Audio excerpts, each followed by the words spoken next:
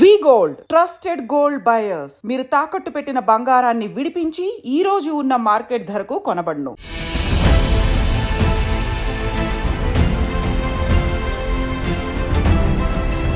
Sir 14 ఏళ్లకి ఇంత పుస్తకం రాయాలనే ఆలోచన మీకు ఎలా వచ్చి ఉంటుందో? ఎక్కువ చదివి తక్కువ రాయాలనేది పెద్దవాళ్ళు చెప్పింది. అలాగా మా ఊరు లైబ్రరీలో నేను బాగానే చదివాను. వంశీ గారికి సినిమా దర్శకత్వంలో ప్రవేశం అది వాళ్ళ అవసరం బట్టి మీరు అందుకున్న ఒక అవకాశంగా మాకు తెలుసు. బాపు గారి దగ్గర నుంచి, జంజాల్ గారి దగ్గర నుంచి, వేజడ సత్యనారాయణ, ఇయరింగ్ శర్మ, ఇలా చాలామంది అనుకున్నారు. అలా వాళ్ళకి అవసరమై జాతీయ అవార్డు అందుకోవడం అంటే ఆ రోజుల్లో మీ స్పందన ఎలా ఉండింది సార్? ఆ టైంలో president of India shake hand ఇస్తారు కదండి, అది అవార్డు పుచ్చుకున్న దానికంటే గొప్పగా నేను అక్కడ ఫీల్ అయ్యానండి. నేను ఏ రచయితకైనా బాపు గారి బొమ్మ పడాలి అనే ఒక కోరిక ఉంటుంది కదా సార్? అవునండి. బాపు గారితో మీ అనుబంధం? నా మొదటి సినిమా నుంచి మొన్నటి దాకా ప్రతి సినిమా లెటరింగ్ టైటిల్ ఆయనే రాశారు. ఇప్పుడు నేను రేపు కథ రాస్తే ఇప్పుడు బొమ్మ ఎవరు రాస్తారు అనే పరిస్థితి. మీరు చిత్రీకరించిన హీరోయిన్స్లో సార్ మోస్ట్ బ్యూటిఫుల్ ఎవరు? ఇది అడగలేక ఆపుకోలేక అడుగుతున్నా. అంటే ఒకే మనిషి అండి. ఆవిడకి మీరు నేర్పించిన నటన మెళుకువలేంటి? ఆ మనిషిని నేనే మళ్ళా నాతో పాటు కెమెరామెన్ కూడా కన్విన్స్ కాలేదు ఆ మనిషిని హీరోయిన్ అంటే. ఇలా మాట్లాడారండి. ఈ సినిమా జరగకపోవడానికి కారణం సార్? రామానాయుడు గారు కథ విన్నారు. విని ఇది హీరోయిన్ కనపడుతుంది ఆ కథ అంతాను, మా అబ్బాయిని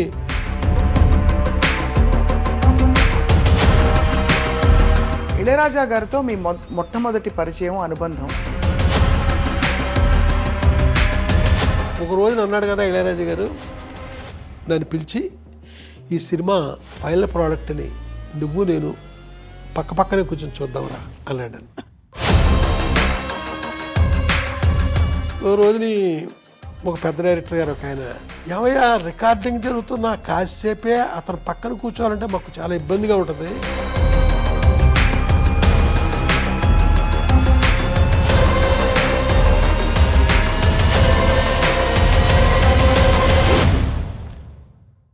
అందరికీ నమస్కారం. రచయితలందరూ దర్శకులు కాలేరు. ఒకవేళ అయినా కూడా ఉపకారం, ఉప్పుకారం, మమకారం, చమత్కారం, అవసరమైతే కాసంత వెటకారం, ఇవన్నీ పెట్టి సినిమాలు తీయడం అంత సులభం కాదు. వీటిని సందర్భోచితంగా వాడుకుంటూ సినిమాలు, కథలు చెప్తూ ప్రేక్షకుల మనసులపై అధికారాన్ని సంపాదించుకున్నారు మనందరికీ సుపరిచిత దర్శకులు, రచయిత, సంగీతజ్ఞులు, మాటల రచయిత, అన్నిటికంటే ఎక్కువగా గోదావరి గలగలల్ని, అలాగే స్త్రీలోని ఒక సున్నితత్వాన్ని అంత ఇష్టపడిన మన వంశీ గారు. వంశీ గారితో ఇవాళ మాట్లాడుతూ చాలా విషయాలు తెలుసుకోబోతున్నాం. ఆయన ఇంటికి వస్తే చాలు తెలుగుదనం ఇలా ఉట్టిపడుతుంది అనమాట.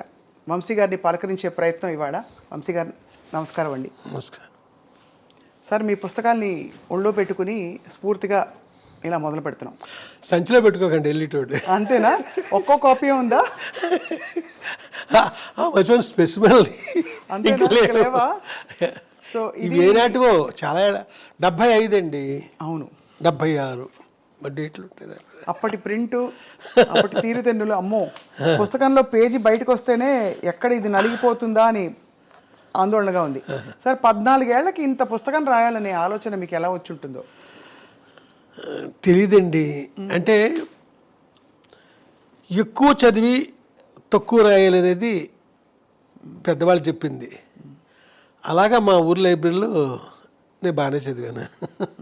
అలా చదువుతున్నప్పుడు రాయాలనిపించింది. ఆ రోజుల్లో ఎలా ఉండేది సార్ పుస్తకం రాయాలంటే?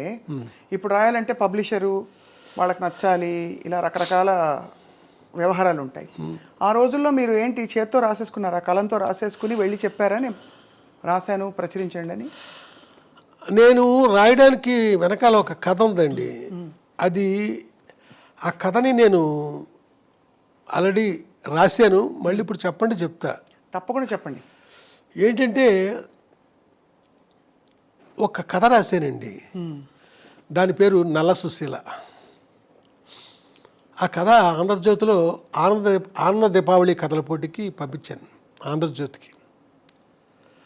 ఆ రోజుల్లో ఈ పోటీలంటే వేలు లక్షలు వెళ్ళి అనుకుంటాను.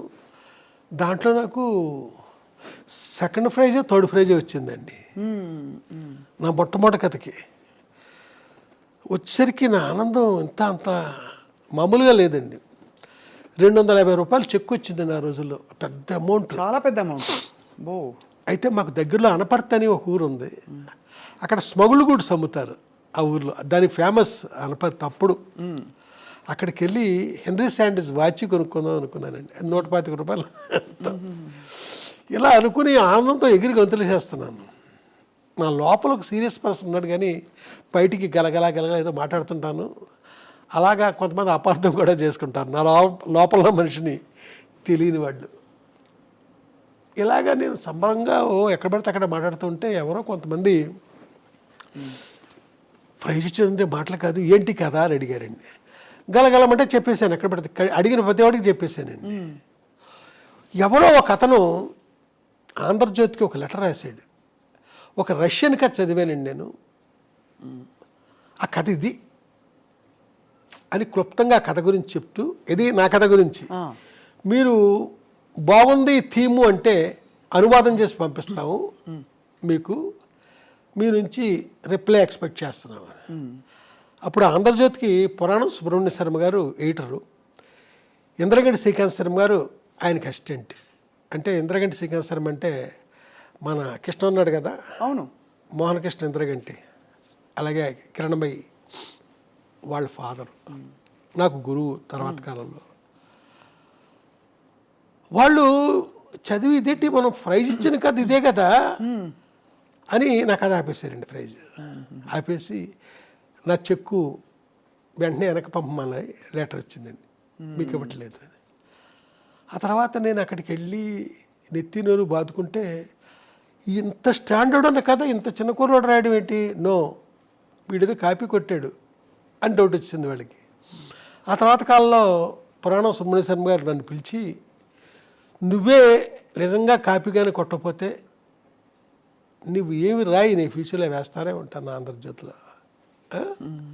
కానీ ఇప్పుడు టైం అయిపోతుంది, తర్వాత వారమే దీపావళి ఇష్యూ బయటకు వచ్చేది, దీపావళి కథల పోటీకి గదని పంపించింది అని వేరే పాలకొండేటి సత్యనారాయణ గారికి ఏరుదాటిని కెరటం అనే కథకి ప్రైజ్ ఇచ్చేసారు, అది పక్కన పారేసి. తర్వాత వాడికి లెటర్ రాశారండి, ఎవరైతే ఆంధ్రజ్యోతికి రష్యన్ కథ అనువాదం చేస్తున్నానో అని అన్నాడో అతనికి లెటర్ రాశారు. అతని నుంచి ఏ రిప్లై లేదండి. అయితే వాళ్ళు ఈ రకంగా చీట్ చేశారు అని అర్థం చేసుకున్న శర్మ గారు నా కథను పబ్లిష్ చేశారు. ఆ తర్వాత వెంటనే నవలా ప్రియదర్శిని ఒక స్కీమ్ పెట్టారండి. ప్రతి నవల 12 వారాలే, అంతకుముందుకి చిన్న చిన్న నవళ్ళు. ఆ స్కీమ్లో నేను ఏమీ డల్ అవ్వకుండా నవల రాసేసానండి. ఒక ఆవిడ అద్భుతంగా ఉంటుంది హ్యాండ్ రైటింగ్, ఆవిడ పేరు భానుమతి, ఆవిడ కాపీ రాశారు. రాసేందుకు ఆవిడకి 116 ఇచ్చాను. ఆ రోజుల్లో పెద్ద అమౌంట్, 116 ఇచ్చాను ఆవిడకి. ఆవిడని భానుమతి పిన్ అనేవాడిని. ఆవిడ కాపీ రాశారు, ఆంధ్రజ్యోతికి పంపిస్తే సెలెక్ట్ అయింది. అదే మీ చేతిలో ఉంది, మంచు పల్లకి. ఎంత అద్భుతం సార్. అయితే తర్వాత నా సినిమా పేరు కూడా ఇదే పేరు, బట్ సినిమా కథ వేరే, ఈ కథ వేరే. అయితే సినిమాకి ఆ టైటిల్ పెట్టడానికి డైలారేటర్ కారణం అండి, ఆయన ఈ పేరు పెడదామని అంటే సరే అన్నాను నేను. సో అప్పటి నుంచి ఇప్పటి వరకు మరి ఎంతో సృజన ఉన్న ప్రయాణం మీది. ఇప్పుడు ప్రపంచం చూస్తే ఏమనిపిస్తుంది సార్ మీరు? అంటే వెనక్కి తిరిగి చూసుకున్న మీ ప్రయాణము, మీకు పరిచయమైన వ్యక్తులు, మీరు పెరిగిన వాతావరణం అన్నీ చూసి ఇప్పుడు చూస్తే జీవితం ఏమనిపిస్తుంది? ఏమనిపించడం కాదండి, నేను ఏంటంటే మనల్ని బట్టే, మన నుంచే మన జీవితం, మన ప్రవర్తన నుంచే. తిరువణామల ఎలా అనిపించింది 76లో, చలంగారం చూడాలనిపించింది నాకు, ఎందుకంటే ఆయన కంప్లీట్ సాహిత్యం చదివేశాను. అక్కడికి వెళితే నాకు అన్నీ అద్భుతంగానే ఉన్నాయండి, చలంగారితో పాటు ఆశ్రమం ప్రతిదీ. ఆ తర్వాత అప్పుడే రమణ భగవాన్ పరిచయం నాకు, ఆయన చదివి ఆయన చూడడం అంతే. అంటే మన ఇష్టాలకు తగ్గట్టు మనం వెళుతున్నాం కదా, అక్కడ నేను అద్భుతం చూస్తూ వస్తున్నానండి.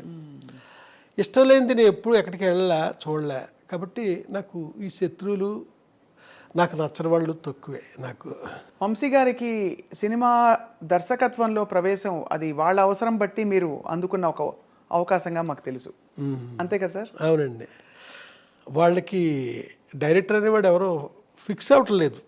బాపు గారి దగ్గర నుంచి, జంజాల్ గారి దగ్గర నుంచి, వేజేడ సత్యనారాయణ, ఇయరింగ్ శర్మ, ఇలా చాలామంది అనుకున్న వాళ్ళకి ఎవ్వరూ డైరెక్టర్ ఫిక్స్ అవ్వట్లా. ఖర్చు అవుతుంది, ఆఫీస్ మెయింటైన్ అవుతుంది, నెల గడుస్తుంది.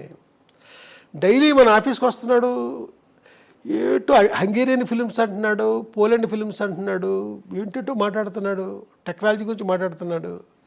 చూస్తే శంకరాభరణం అలాంటి సినిమాలకు అసిస్టెంట్ డైరెక్టర్, సీతాకోచలక అలాంటి వాటికి ఈయన ఎందుకు పెట్టకూడదు అనేసి వేమూరి సత్యనారాయణ గారు కనిపించింది. ఆయన ఎగ్జిక్యూటివ్ ప్రొడ్యూసర్ ఆ సినిమాకి. అలా వాళ్ళకి అవసరమై నన్ను డైరెక్టర్ చేశారు.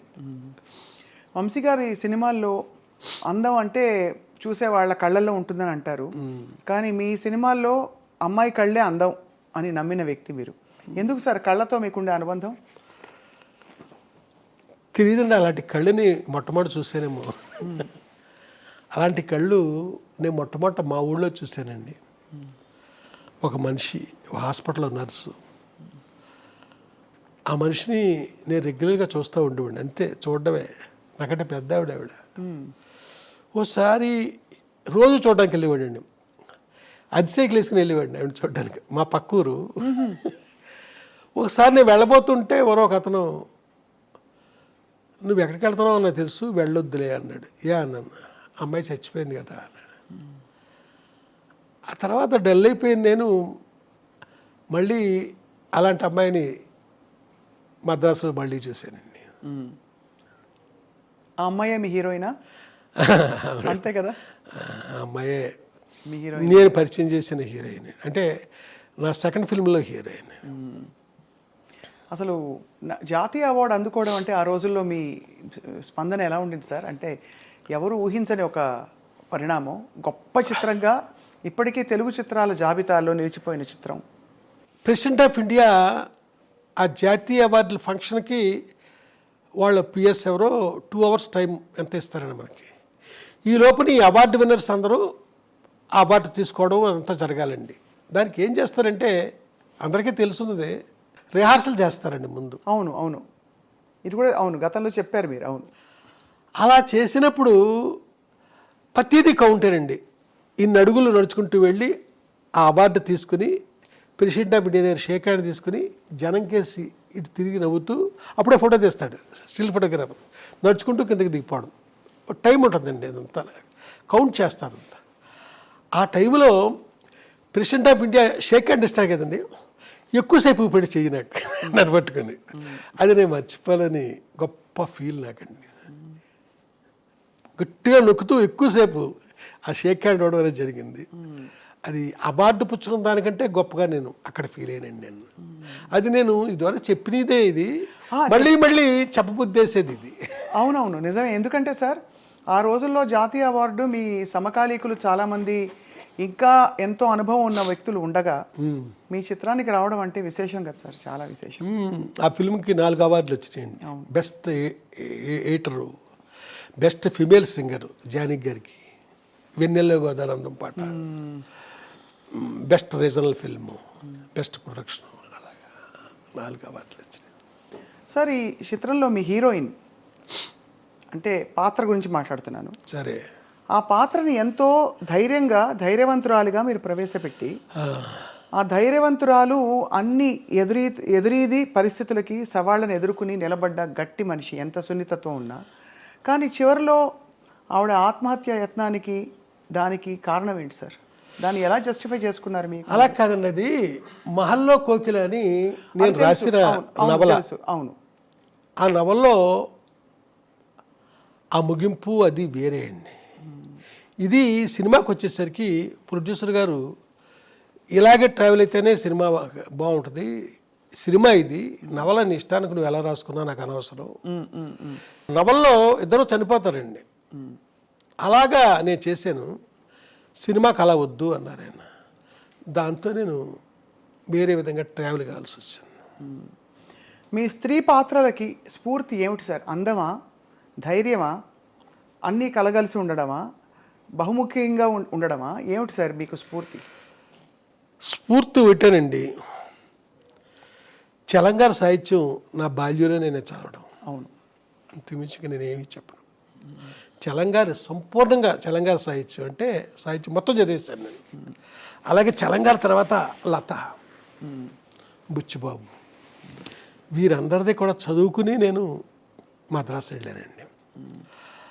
అప్పుడు చలంగారు స్త్రీ గురించి ఆయన రాసింది నా లోపల బాగా పనిచేసిందేమో తెలియదు. నేను ఎక్కడ స్త్రీని అసభ్యంగా చూపించడం కానీ, ఏప్రిల్ విడుదల అనే సినిమాలో భాగ్యం అనే క్యారెక్టర్ ఉంటుందండి. అవును అవును, ఎక్కడ ఇంత సెక్సీగా నేను ఆ మనిషిని చూపించలేదు. నేను ఉట్టి లెగ్ షాట్ కూడా ఎక్కడ కనపడదు మీకు, బట్ మీకు ఆ ఫీల్ ఉంటుంది. చూస్తున్న వాళ్ళకి ఆ ఫీల్ ఉంటుంది, ఆ భాగ్యాన్ని ఇలాగా అలాగే అని. బట్ ఎక్కడ మనిషిని నేను అలాగే ఎక్స్పోజ్ చేయనండి. అంతే. అలాగే నేను రాసిన కథల్లో కూడా మీరు ఎక్కడా కూడా ఒక్క శృంగారం కథ రాసినా కూడా స్త్రీని నేను అసభ్యంగా చూపించానండి. అయితే ఈ టైంలో కరెక్ట్ అవునో కాదో నాకు తెలియదు కానీ, జయరాజ్ అని ఒక ఆర్టిస్ట్ ఉన్నాడండి, బొమ్మలు వేస్తారు ఆయన, వెరీ సీనియర్ ఆర్టిస్ట్. స్త్రీని గీయడంలో ఆయన మాస్టర్. అయితే ఎలాంటి అమ్మాయిని బొమ్మ గీశాడంటే ఏదో ఒక మూల ఆ సెక్స్ ఉట్టిపడద్దండి, అది అసభ్యంగా ఉండదు, అంత చక్కగా గీస్తాడండి ఆయన. అద్భుతం. ఎక్కడ జయరాజ్ బొమ్మ చూసినా మనం వెతుక్కుంటే కనపడద్దండి అది. ఇక్కడ నా దగ్గరికి వచ్చేసరికి ఎలాంటి స్త్రీ క్యారెక్టర్ అయినా ఒక సభ్యత సంస్కారాలతో ఒక పద్ధతిలో ఆ స్త్రీని చూపించడం నాకు అలవాటు. వంశీ గారి హీరోయిన్ అంటే స్క్రీన్ అంతా కళ్ళే ముందు. అంటే తనను చూపించిన వరకు సరే, కొంతమందిని పొరపాటుగా చూపించాను, కొంతమందిని అలా చూపించకూడదు, అది ఫర్దర్గా తప్పులు చేస్తుంటాం కదా, ఆ తప్పులకు ముందు చేయకూడదేమో. ఏ పాత్రలు మీకు అలా అనిపించాయి సార్ మీ పాత్రల్లో? అంటే కొందరిని ఎలా చూపించకూడదు. ఇప్పుడు చెట్టు కింద పీటర్లో కిన్నెర అనే అమ్మాయి ఉందండి, నేనే పరిచయం చేశాను, వాళ్ళని ఇలా చూపించకూడదు. అలాగా మళ్ళీ కనకమహాలక్ష్మి రికార్డ్ డ్యాన్స్ టూప్ అనే సినిమా ఉంది, ఆ హీరోయిన్ చూపించచ్చు, బాగుంటుంది ఆ అమ్మాయి. అమ్మాయిని చాలా విచిత్రంగా నేను ఎలా అంటే, అమ్మాయి లైఫ్లో హీరోయిన్గా ఒకే సినిమా చేసినట్టుందండి. ఏదో తమిళ సినిమాలో చెల్లెలి వేషం వేసిందండి. అది ఏవిఎం వాళ్ళ థియేటర్ ఉంది, ఏవిఎం స్టూడియో వాళ్ళ థియేటర్, అది ఏవిఎం రాజేశ్వరరావు ఏమో గుర్తులేదు. అక్కడ చూశానండి, విశ్వ గారి సినిమా నాకు గుర్తు. చెల్లెలు వేషం వేసింది ఒక అమ్మాయి. ఈ అమ్మాయి బాగుందే, హీరోయిన్ చేసేద్దాం అనుకుని హీరోయిన్ చేస్తాను. ఏం చూసేవారు సార్ అప్పట్లో మీరు హీరోయిన్ కోసం? అంటే ఏ గుణగణాలు ఉంటే ఈ అమ్మాయి నా కథలకి ఇముడుతుంది అని అనిపించేది? అంటే ఏమీ లేదు, నా కథలో నా క్యారెక్టరైజేషన్ నా మైండ్లో ఉండేదండి, దాన్ని మనసులో పెట్టుకునే వెతుక్కునేవాడిని నేను. ఓహో, వెతుక్కునే నేను. భారతరాజు గారు మా గురువు గారండి, అంటే మా గురువుల్లో ఆయన ప్రధానమైన గురువు. ప్రపంచంలో ప్రతి మనిషి ఆర్టిస్టేరా, ఆ క్యారెక్టర్ వాడు సూట్ అయినప్పుడు. ప్రతి అమ్మాయి హీరోయిన్ రా, ఆ క్యారెక్టర్కి అమ్మాయి సూట్ అయినప్పుడు అనే మాట, అన్న మాట నాలో బాగా బలంగా పనిచేసిందండి, పనిచేస్తుందండి. సో ఆ కోణం నుంచే చూసేవారు. కానీ బాపు గారికి చారెడు బారెడు పిడికెడు ఇలా కొన్ని ఒక్కొక్క కళాత్మక దర్శకులకి ఒక్కొక్క అలంకరణ ఇలాంటిది ఉంటుంది. అలా వంశీ గారికి చెప్పాలంటే ఏం చెప్పాలి? ఏమో నేను చెప్పేశాను మీకు ఆల్రెడీ. అంతే, క్యారెక్టర్కి వచ్చినట్టే. అవునండి సార్, మీరు ఆ తర్వాత మీ ప్రయాణం కొనసాగిస్తున్నప్పుడు ప్రొడ్యూసర్లు మీ దగ్గరికి ఎలా వస్తారు సార్? మోస్ట్లీ నా దగ్గరికి కొత్త వాళ్ళే వచ్చారండి అప్పటి నుంచి ఇప్పటిదాకా. తర్వాత వాళ్ళు పాపులర్ అవ్వచ్చు. ఎవరండి, మన స్రవంతి రవికిషోర్ గారు ఆనాడు లేడీ స్టైల్ తీసినప్పుడు ఆయన కొత్త ప్రొడ్యూసరే కదా, ముగ్గురులో ఆయన ఒక ఆయన. ఆ తర్వాత పెద్దవాళ్ళు అయ్యారు, వేరే సంగతి. నా దగ్గరికి కొత్త వాళ్ళే ఎక్కువ వచ్చారండి. పాత వాళ్ళు నన్ను అప్రోచ్ అయిన దాఖలాలు లేవు. తర్వాత సార్ మీ కథాంశాలు మీరు ఎంచుకుంటున్నప్పుడు నేనేం చెప్పాలి అనే దానికి ఇతివృత్తం మీ భావజాలమా లేక మీకు నచ్చిన కథలన్నీయా? ఇప్పుడు హిచ్కాక్ అంటే నాకు చాలా ఇష్టం అండి. అవును. ఆయన 53 ఎన్నో తీశారు. అన్ని సినిమాలు చూసాను నేను, అన్నీ. ఆయన ఏ కథ ఆయన సొంతంగా రాయలే అన్ని సినిమాల్లోని. ఏదో ఒక నాటకమో నవలో కథో ఏదో ఎవరియో బయట వాళ్ళు తీసుకుని అద్భుతంగా స్క్రిప్ట్ చేసేవారు.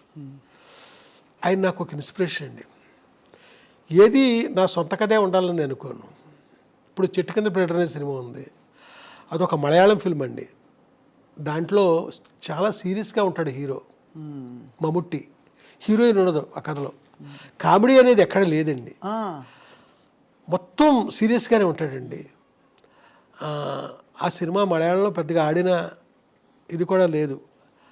దాన్ని మేము తీసుకుని తెలుగుకి హ్యూమరు అంతా అద్భుతంగా జాయిన్ చేసి దాంట్లో పాత సామాన్లు కొంటామని ఒక క్యారెక్టర్ ఉంటుందండి. అది మహా అద్భుతంగా ఆ కామెడీ అంతా మేము చేసామండి. చాలా అద్భుతంగా తనికెళ్ళ భరణి దానికి వర్క్ చేయడం జరిగిందండి. అయితే ఇది అప్రస్తుతమేమో ఇప్పుడు నేను మాట్లాడేది. ఆ చిటికల ప్రేటర్ సినిమా ఆర్ఆర్ జరుగుతున్నప్పుడు ఇళయరాజా గారు నా కేసు చూసి ఇది కూడా హిట్ అయ్యే సినిమాలాగా ఉందరా అన్నారు. ఎలా అన్నారో మరి. ఆ సినిమాలో ఆ డ్రామా కానీ ఏం కానీ ఆ ఊర్వశి శరత్ బాబు వాళ్ళ క్యారెక్టర్స్ అదంతా ఆ సినిమా అనుకున్నంతగా ఆడింది. అద్భుతమైన పాటలండి. అంటే నా ప్రతి సినిమాలో పాటలు బాగుంటాయి, అది వేరే సంగతి. దాంట్లో కూడా చాలా బాగుంటాయండి పాటలు, మంచి మంచి పాటలు ఉన్నాయి. ఆ సినిమా ఒక మోస్తరుగా ఆడడానికి కారణం హీరోయిన్ అండి. అవును, వర్కౌట్ అవ్వలేదు. హీరోయిన్ వర్కౌట్ అవ్వలేదు. మీవి ఒక మోస్తరుగా ఆడిన సినిమాలని చెప్పినా ప్రేక్షకుల వరకు అవి హిట్ సినిమాలే సార్. ఎందుకంటే ప్రతి సినిమాకి ఒక ముద్ర ఉంది, వంశీ గారి ముద్ర. అంటే మీరు ఇలా మాట్లాడుతూ ఉంటే నాకు ఒకటి గుర్తొస్తుందండి. ఒక మోస్తరుగా ఆడిన ఒక సినిమాకి ఎంతమంది ఫ్యాన్స్ ఉన్నారో తెలియదు. ఆ సినిమా పేరు శ్రీ కనకమహాలక్ష్మి రికార్డ్ ఇండస్ట్రీ. చాలా మంది ఫ్యాన్స్ ఉన్నారు. ముందు మా అన్నయ్య మా ఇంట్లో మొదలు పెడితే ఆయన పదే ఆ సినిమా వేసుకుని చూస్తారు. అది ఆ సినిమాకి అమెరికాలో అది ఎంతమంది ఫ్యాన్స్. అవును, మీకు సంగతి తెలుసా? చెప్పండి సార్. 23 రోజుల్లో తీశాను ఆ సినిమాని, ఓన్లీ 23 days. ఎలా సార్? అంటే ఇప్పుడు కెమెరాలు అయ్యి ఇలా వచ్చేసాయి కదా, ఆన్లైన్. అప్పుడు లేవు కదా. ఆ రోజుల్లోనే 3 కెమెరాలు పెట్టి మొత్తం ఫుల్ సాంగ్ రిహార్సల్ చేయించేసి 3 కెమెరాలు పెట్టి సౌండ్ స్టార్ట్ చేసి ఎండేసరికి పాట అయిపోయింది. అబ్బో, అప్పుడు ఆ రోజుల్లో. ఇది ఎప్పుడు 86 ఇవన్నీ అప్పుడు చేసి. కానీ అంటే 23 రోజులు షూటింగ్ టైము, అంతకుముందు ప్రిపరేషను, ఆర్టిస్టులకు చెప్పడాలు, ఇంత హడావుడి ఉండేదా? అక్కడికక్కడేనా? అక్కడికక్కడే అంతాను. ఆ కోట శ్రీనివాసరావు వాళ్ళంతా బిజీగా ఉన్న రాళ్లపల్లి వాళ్ళంతా మళ్ళీ మన దగ్గరికి రిహార్సల్ చేయడానికి లేకపోతే మన వినడానికి వస్తారా? అబ్బే, స్పాట్కి వచ్చి అక్కడే. మీరు చిత్రీకరించిన హీరోయిన్స్లో సార్ మోస్ట్ బ్యూటిఫుల్ ఎవరు? ఇది అడగలేక ఆపుకోలేక అడుగుతున్నా. అంటే ఒకే మనిషి అండి, ఇంకెవరూ లేరు. భానుప్రియ గారితో మీ ప్రయాణంలో ఆవిడకి మీరు నేర్పించిన నటన మెళుకువలు ఏంటి? అంటే ఎందుకంటే ఆవిడ ఒక ఫ్రెష్ ఫేస్, రంగు తక్కువ. ఇది కూడా గతంలో అక్కడక్కడ చెప్పారు, పూర్తిగా కాదు. కానీ రంగు తక్కువ. ఎలా కన్విన్స్ అయ్యారు మీరు అంతటి ఒక అందగత్తె అవుతుంది ఈవిడ అని? ఆ తర్వాత ఆవిడ ఒక ట్రెండ్ సెటర్, స్వర్ణకమలం కావచ్చు, తర్వాత ఇతర సినిమాల్లో కూడా. ఏమోండి, నాకు అనిపించిందండి ఆ మనిషి గురించి. నేను ఏదైతే ఫీల్ అయ్యానో ఆ ఫీల్ నిజమైంది అంతే.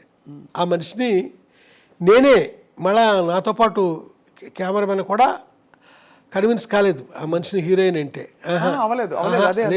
అవును, అది కూడా చెప్తే ఆ మధ్య అతనికి అక్కడ కోపం కూడా వచ్చింది. ఎవ్వరూ కాలేదండి. ఏమన్నారు? అతను అంటాడు, ఆ తెల్ల గులాబీలు అనే సినిమాకి ఇతనే కెమెరామెన్. ఆ అమ్మాయి బాగుంటుంది, ఆ అమ్మాయిని పెట్టి అంటాడు. అమ్మాయి పేరు కల్పన, ఇళవరసి తమిళ్లో. లేదు, నాకు ఈ మనిషే బాగుంది.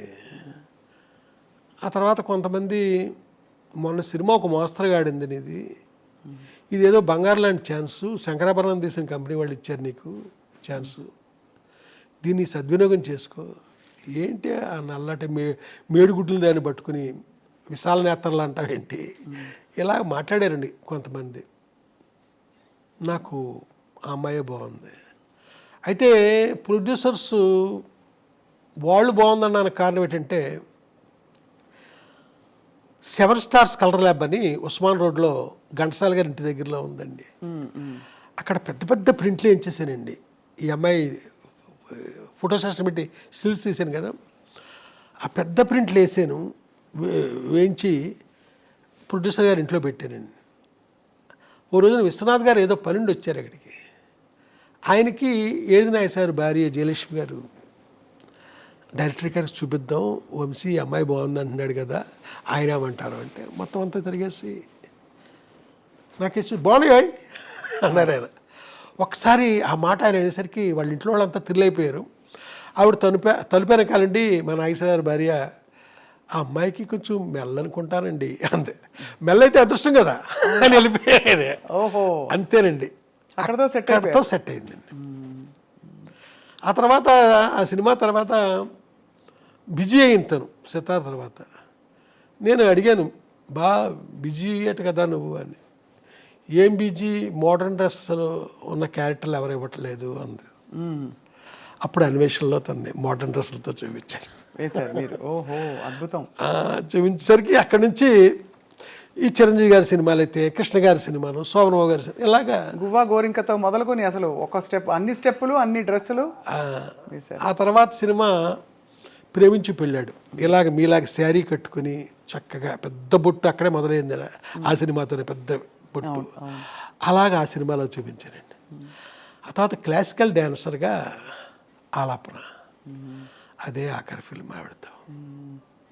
ఎలా ఉండేది సార్ భానుప్రియ గారి డాన్స్? ఇప్పటికి కూడా స్వర్ణకమలంలో ఆవిడ గ్రేస్, ఆరితేరిన క్లాసికల్ డాన్సర్స్ అంటే పర్ఫార్మర్స్ ఎవరైతే ఉంటారో స్టేజ్ల మీద పెద్ద పెద్ద 1-2 గంటల ప్రదర్శనలు ఇచ్చే వాళ్ళకంటే కూడా భానుప్రియ గారి అభినయం, ఆవిడ నృత్యం అంటే అంత అందంగా ఉంటుందంటారు. ఒక డైరెక్టర్ కళ్ళతో మీరేం ఫీల్ అయ్యారు ఆవిడ నటన? నేను ఫీల్ అవ్వడం కాదండి, ఒక్క హీరోయిన్తో మట్టుకి తన అంటే ఇక్కడ మీకు ఒకటి చెప్పాలి, భానుప్రియది ఫోర్స్ అండి, వాళ్ళ చెల్లెలది గ్రేస్. విపరీతమైన ఫోర్స్తో చేస్తాడు తను. వాళ్ళ చెల్లెలు చాలా గ్రేస్తో చక్కగా చేస్తుంది, శాంతిప్రియ. అది అంటే అమ్మాయికి నేను నిశాంత అని పేరు పెట్టాను, వాళ్ళు మార్చుకున్నారు అనుకుంటా, తర్వాత శాంతిప్రియ అని పక్కన పెట్టండి, అది అప్రస్తుతం. అయితే ఒకే ఒక హీరోయిన్తో భానుప్రియ డ్యాన్స్ గురించి మాట్లాడాను. ఆ అమ్మాయి కూడా తలంచి అద్భుతం కదండి ఆ భానుప్రియ. ఆ అమ్మాయి ఎవరంటే శోభన, ఏప్రిల్ విడుదలప్పుడు. అవును, శోభన గారు కూడా భలే డాన్స్. కాబట్టే శోభనతో మాట్లాడాను. శోభన అద్భుతంగా యాక్సెప్ట్ చేసిందండి ఆ రోజుల్లో. ఏంటి భానుప్రియ గారి నృత్యం గురించి? అవునండి.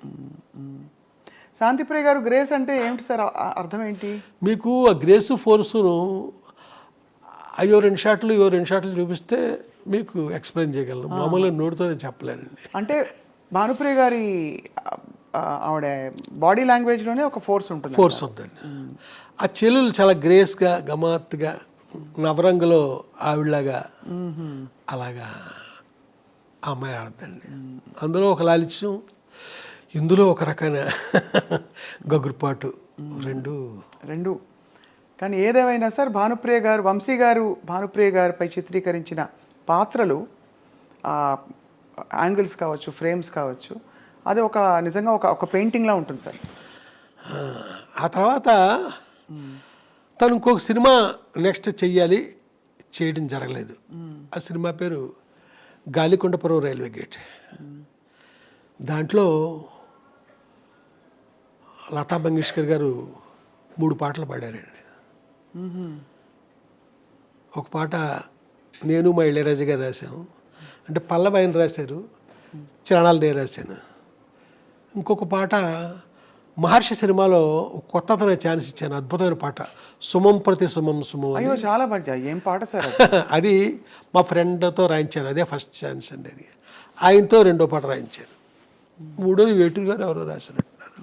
3 పాటలు పాడారు. ఈ సినిమా జరగకపోవడానికి కారణం సార్? జరగకపోవడానికి కారణం ఏంటంటే వెంకటేష్ గారు హీరో అనుకున్నామండి. రామానాయుడు గారు కథ విన్నారు, నేను చెప్పలే కథ, వేమూరి సత్యనారాయణ గారు చెప్పారు. విని ఇది హీరోయిన్ కనపడుతుంది ఆ కథ అంతాను, మా అబ్బాయిని ఒక కమర్షియల్ హీరోగా నేను ఇచ్చేద్దామని కొత్తగా తీసుకొచ్చాము, మా అబ్బాయి ఇలాంటి వాటిలో యాక్ట్ చేస్తే కాదు కదా. ఆ తర్వాత ఇది హిచ్కాక్ సినిమా లాంటి సినిమా కథ, ఇది డైరెక్టర్ పేరు వస్తుంది, లేదా హీరోయిన్ పేరు వస్తుంది, మా అబ్బాయిది ఏముంది దీంట్లో, ఏమైనా మంచి కథ పట్టరండి, ఇది వద్దు ఆయన అన్నంతో ఆ ప్రొడ్యూసర్లు. వెంకటేష్ హీరో అంటే అది వేరే విధంగా ఉంటుంది కదా, రామానాయుడు గారు వెనకాల నుండి మనకి బ్యాక్గ్రౌండ్లో ఆయన ఉండి చేసేది, ఆ విధంగా అది ఇదయింది. ఆ తర్వాత భానుప్రియ కాకుండా విజయశాంతిని కూడా అనుకున్నాం, తర్వాత ఇటు కాకుండా సినిమా ఆగిపోయింది. ఈ సినిమా ఆగిపోయింది. తర్వాత భానుప్రియ గారితో మీరు పనిచేయడం జరగలే కదా సార్? లేదండి, జరగల. అదొక గొప్ప అంటే ఇప్పుడు నేను తొందరలో సినిమా చేయబోతున్నాను, దాంట్లో ఒక అమ్మవారి క్యారెక్టర్ ఉందండి. ఆ అమ్మవారు ఒక నల్లటి రాయిలో సూపర్ ఇంపోజ్ అయి కనపడుతూ ఉంటుంది అంతే, బయటకు వచ్చి కనపడడం అనేది లేదండి, అక్కడక్కడ అలా కనపడుతూ ఉంటుంది. అది అమ్మవారి గెటప్పులో ఓన్లీ క్లోజప్ అంతే. అది భానుప్రియ అనుకుని నేను కథ రాశాను, అది ఆ వద్ద ఫ్యూచర్లో చూడాలి అంతే. మీకు ఆ రాయిలోనే కనపడుద్ది, బయటకు వచ్చి కనపడే అవన్నీ మాట అవన్నీ ఏమీ లేవండి. బ్లెస్ చేస్తూ ఉంటే చాలా ఇంపార్టెంట్ క్యారెక్టర్. ఆ రాయిలే, ఆ నల్లటి రాయి అండి, అక్కడ భానుప్రియ గారి పాత్రే ఉంటారు. తన క్లోజ్ సూపర్ ఇంపోజ్ అయ్యి ఉంటుందండి. అక్కడ ఆ అమ్మవారి పేరు పొంతలో ముసలమ్మ తల్లి. పొంతలో ముసలమ్మ తల్లి. పుంతలో ముసలమ్మ తల్లి. అంతేనండి, తప్ప ఇంకా మనకి ఎక్కడ. అడిగారా సార్ భానుప్రియ గారిని? అంటే లేదండి, ఆవిడతో మాట్లాడి ఆవిడ చూసే ఒక 35 ఏళ్ళు 38 ఏళ్ళు అయింది ఆవిడ చూసి, ఆవిడతో ఎప్పుడు మాట్లాడింది కూడా ఎప్పుడు లేదండి. వాళ్ళ నెంబర్లు కూడా నా దగ్గర లేవు. రేపొద్దున ఆ సినిమా ఇప్పుడు మెటీరియలైజ్ అవుతుంది, ప్రొడ్యూసర్లకు కూడా చాలా ఇష్టంగా ఉన్నారు వాళ్ళు. ఆ తర్వాత ఏం జరుగుద్దో నాకు తెలియదు. ముందు ప్రేక్షకులు అందరూ ఇష్టంగా ఉంటారు సార్, అప్పటి హిట్ కాంబినేషన్ మళ్ళీ ఇలాగైనా సరే, అంటే ఈ విధంగానైనా మళ్ళీ తెరపై ఎప్పుడు మనకు ఆ రాయిలో సూపర్ ఇంపోజే కనపడద్దు, మనిషి మామూలుగా బయటకు వచ్చి కనిపించారు. అదే అదే అదే బట్ చాలా వైటల్ ఇంపార్టెంట్ క్యారెక్టర్ అండి. ఆ క్యారెక్టర్ లేకుండా ఉండాలి. అంతా కాదు, అక్కడక్కడ తను ఆ క్యారెక్టర్ లేకుండా మీకు అక్కడ సీన్ లేదు, ఆ సీన్ లేకుండా ఈ కథ లేదు. వంశీ గారికి మరి అంత అందమైన హీరోయిన్లు ఎలా ఉన్నా కూడా అంత అందంగా చూపించిన వంశీ గారు, మరి మీకు ఈ తరం హీరోయిన్లు నచ్చుతారా సార్? మరి నేను ఈ మధ్యకాలంలో సినిమా చేయలే, మళ్ళీ ఇప్పుడు చాలా కాలం తర్వాత చేస్తున్నాను, చేయబోతున్నాను, చూడాలి నచ్చేలాగా. ఏమనిపిస్తుంది ఇప్పుడు చూస్తున్న సినిమాలు? మీరు సినిమాలు చూస్తారు కదా సార్? బలే అంటే నేను థియేటర్కి వెళ్ళి చూస్తానండి. థియేటర్కి వెళ్ళి అన్నీ చూస్తారా? అన్ని ఈ మధ్య కాలంలో వచ్చిన చాలా సినిమాలు, చాలా మంది హీరోయిన్లు చూస్తుంటారు. ఈ మధ్యకాలంలో నాకు బాగుందంటే కా అనే సినిమా వచ్చింది కదా, ఆ అమ్మాయి నాకు బాగుంది. అంటే ఆ సినిమా తప్ప ఇంకెవరు నచ్చలేదు సార్ పెద్ద? ఇప్పుడు మనకి బొక్కుని మీకు అడిగారు కాబట్టి వెంటనే స్ట్రైక్ అయింది. ఇప్పుడు బాగా మీకు డాన్స్ మీద మీరు దృష్టి పెడతారు, బాడీ లాంగ్వేజ్ మీద పెడతారు కాబట్టి సాయి పల్లవి. అయ్యో అమ్మాయి అద్భుతం, అసలు మాట్లాడొద్దండి. శ్రీలీల బాగుంటారండి వాళ్ళంతా. సాయి పల్లవి అంటే అసలు నేను ఇంకో మాట మాట్లాడండి నేను. అవునా సార్? అంటే అమ్మాయిలో గ్లామర్ అది కాదు, అద్భుతమైన పర్ఫార్మర్ అమ్మాయి, మామూలు పర్ఫార్మర్ కాదు, చాలా అద్భుతం. ఎంతో మంది మనకి గుర్తొస్తారండి, చాలా అద్భుతమైన. సార్ మీ ప్రయాణంలో మీరు ఇంత భావుకులు, ఇది ఉండబట్టుకోలేక అడుగుతున్నా, మీకు ఎందుకు బ్యాగులు ఇష్టం అని ఎలా అడిగితే అడుగుతారు. మీ స్త్రీలతో మీ సంబంధాలు ఎలా ఉండేవి చిత్ర పరిశ్రమలో? నేను నాకేంటో తెలియదండి, నాదంతా మానసికమైన సంబంధం తప్ప ఫిజికల్గానే పెట్టుకోనండి, ఏంటో తెలియదు నాకు ఎవరితోని. నాకు ఓ హీరోయిన్ అని ఏదో చాలామంది చెప్పుకుంటారా, ఆ మనిషితో సైతం నాకు ఫిజికల్గా నాకు ఎవరితోని సంబంధాలు లేవు. కానీ మీకు ప్రేమ కలుగుతుందా? అదేంటోనండి, మనిషి మీద ఒకనొక ఇష్టం. ఇప్పుడు సినిమాలు ఉదాహరించడం చాలా పెద్ద ఇదిగా ఉంటుంది, బాగోదు. మానసికంగా నేను ఇష్టపడడం తప్ప ఇదేం చేయను. ఓసారి ఒక ఇన్సిడెంట్ జరిగిందండి, బ్యాంకాక్ వెళ్ళామండి, కొందరు రైటర్స్తో పాటు బ్యాంకాక్ వెళ్ళాల్సి వచ్చింది. ఒక అతను కలవడానికి ఒక హీరోని. నాతో పాటు వచ్చిన ఒక యంగ్ రైటరు ఒక రూమ్ చూపించి, ఈ రూమ్లో పలానా డైరెక్టరు పేరు చెప్పనండి 5 అమ్మాయిలతో ఒక రాత్రి గడిపాడండి. నేను అసలు అది విన్నాను కానీ నేను ఏమాత్రం నాకు అది సహించలే, ఏమాత్రం ఆ మాట శబ్దస్ఫోరకంగా నాకు అనిపించలే. నేను ఆ రకం కాదండి, ఎట్టి పరిస్థితుల్లో కాదు. అంటే ఇది అడగడానికి నేపథ్యం కూడా సార్, ఇది ఏదో మీ వ్యక్తిత్వం గురించి అడగడానికి అని కాదు సార్, తప్పట్టుకోకండి దయచేసి. మీరు ఎలా అడిగినా పర్లేదు, బట్ అంటే కానీ అంటే మీ ఇంత భావుకత ఉండే వంశీ గారికి సహజంగానే అంటే మీరు సృష్టించే పాత్రల మీదైనా మీకు ప్రేమ వచ్చేస్తుంది కదా. అవునండి. ఇప్పుడు సితార కావచ్చు, తర్వాత మీరు చెప్పిన అన్ని సినిమాల అందరు హీరోయిన్లు అంత అందంగా ఉన్నారు, ఒక్కొక్క సినిమాలో ఒక్కో తీరులో. సో అప్పుడు వేవ్ లెంగ్త్ అంటే కనెక్షన్ ఎవరితో కలిగి ఉంటుంది మీకు అని. అప్పట్లో మీరు అన్నట్టుగా ఒక హీరోయిన్తో ఎక్కువ మీ పేరుని జోడించారు, కానీ నేను ఇంకెవరితోనే నాకు అలాంటి లేదు. ఇప్పుడు వాణి విశ్వనాథ్ ఉంది, 2 సినిమాలు చేశాను నేను, అంతే అంతవరకే. శోభన నాకు చాలా అద్భుతమైన వ్యక్తిత్వం, ఇది కలిగిన మనిషి, అంతే అంతవరకే. ఇలాగ ఏ హీరోయిన్ తీసుకోండి అంతవరకే, అంత మించి మానసికంగా కూడా ఇంకా నేను ఇంకొక మనిషి జోలికి నేను వెళ్ళలేదండి, వెళ్ళబుద్ధిలే. ఇక్కడ ఒక మనిషిని మర్చిపోతే ఎడుదేమో, అప్పటికి ఎప్పటికీ మర్చిపోకుండా ఉండడం, అలాగే మనసులో ఉండిపోయారు అంతే అంతవరకే. మళ్ళా ఇంకొక అడుగు ముందుకి కూడా వేయనండి నేను. సార్ ఇలాంటి ప్రేమ వంశీ గారికి కలిగినా ఎవరికి కలిగినా, నాకైనా ఆయనకైనా మనిషి లేకపోవడం బాధ ఉంటుంది కదా సార్. ఆ బాధను ఎలా సమాధానపరుచుకుంటారు, ఏమని చెప్పుకుంటారు మీకు మీరు? ఈ మనిషి నాకు ఇష్టం, ఈ మనిషి నాతో లేరు. ఏమండి ఇది ఒకటి చెప్తానండి, నిన్న ఒక ఫోటో చూశానండి. ఆ ఫోటో ఎవరిదంటే జమున గారిది. నేను డైలీ శుభోదయాలు పెడుతుంటారండి. అవును, ఫేస్బుక్లో కాదు, మామూలుగా పంపించేవాడిని మీలాంటి ఫ్రెండ్స్కి, మీకు కూడా పంపిస్తాను. అలాగే కొంతమందికే పంపించేటప్పుడు మా వర్మ, చిరంజీవి వర్మ అని అతను, అంటే ఇప్పుడు నా తాలూకు యూట్యూబ్ ఛానల్ అంతా చూసేది అతనే. అతను ఫేస్బుక్లో కూడా పెట్టేస్తున్నాడు ఈ శుభోదయాలు. అయితే నిన్న జమున గారు లేకపోయినా ఆ మోగ మనసులో గౌరీ నా గుండెల్లోనే ఉంది అనేదో రాశానండి అన్న. ఆ శుభోదయం అనగారేపట్లో వస్తుంది. సార్ ఫేస్బుక్లో మీరు పెడుతున్న, అంటే మీరు పంపిస్తున్న శుభోదయాలు ఫేస్బుక్లోకి వస్తున్నాయి.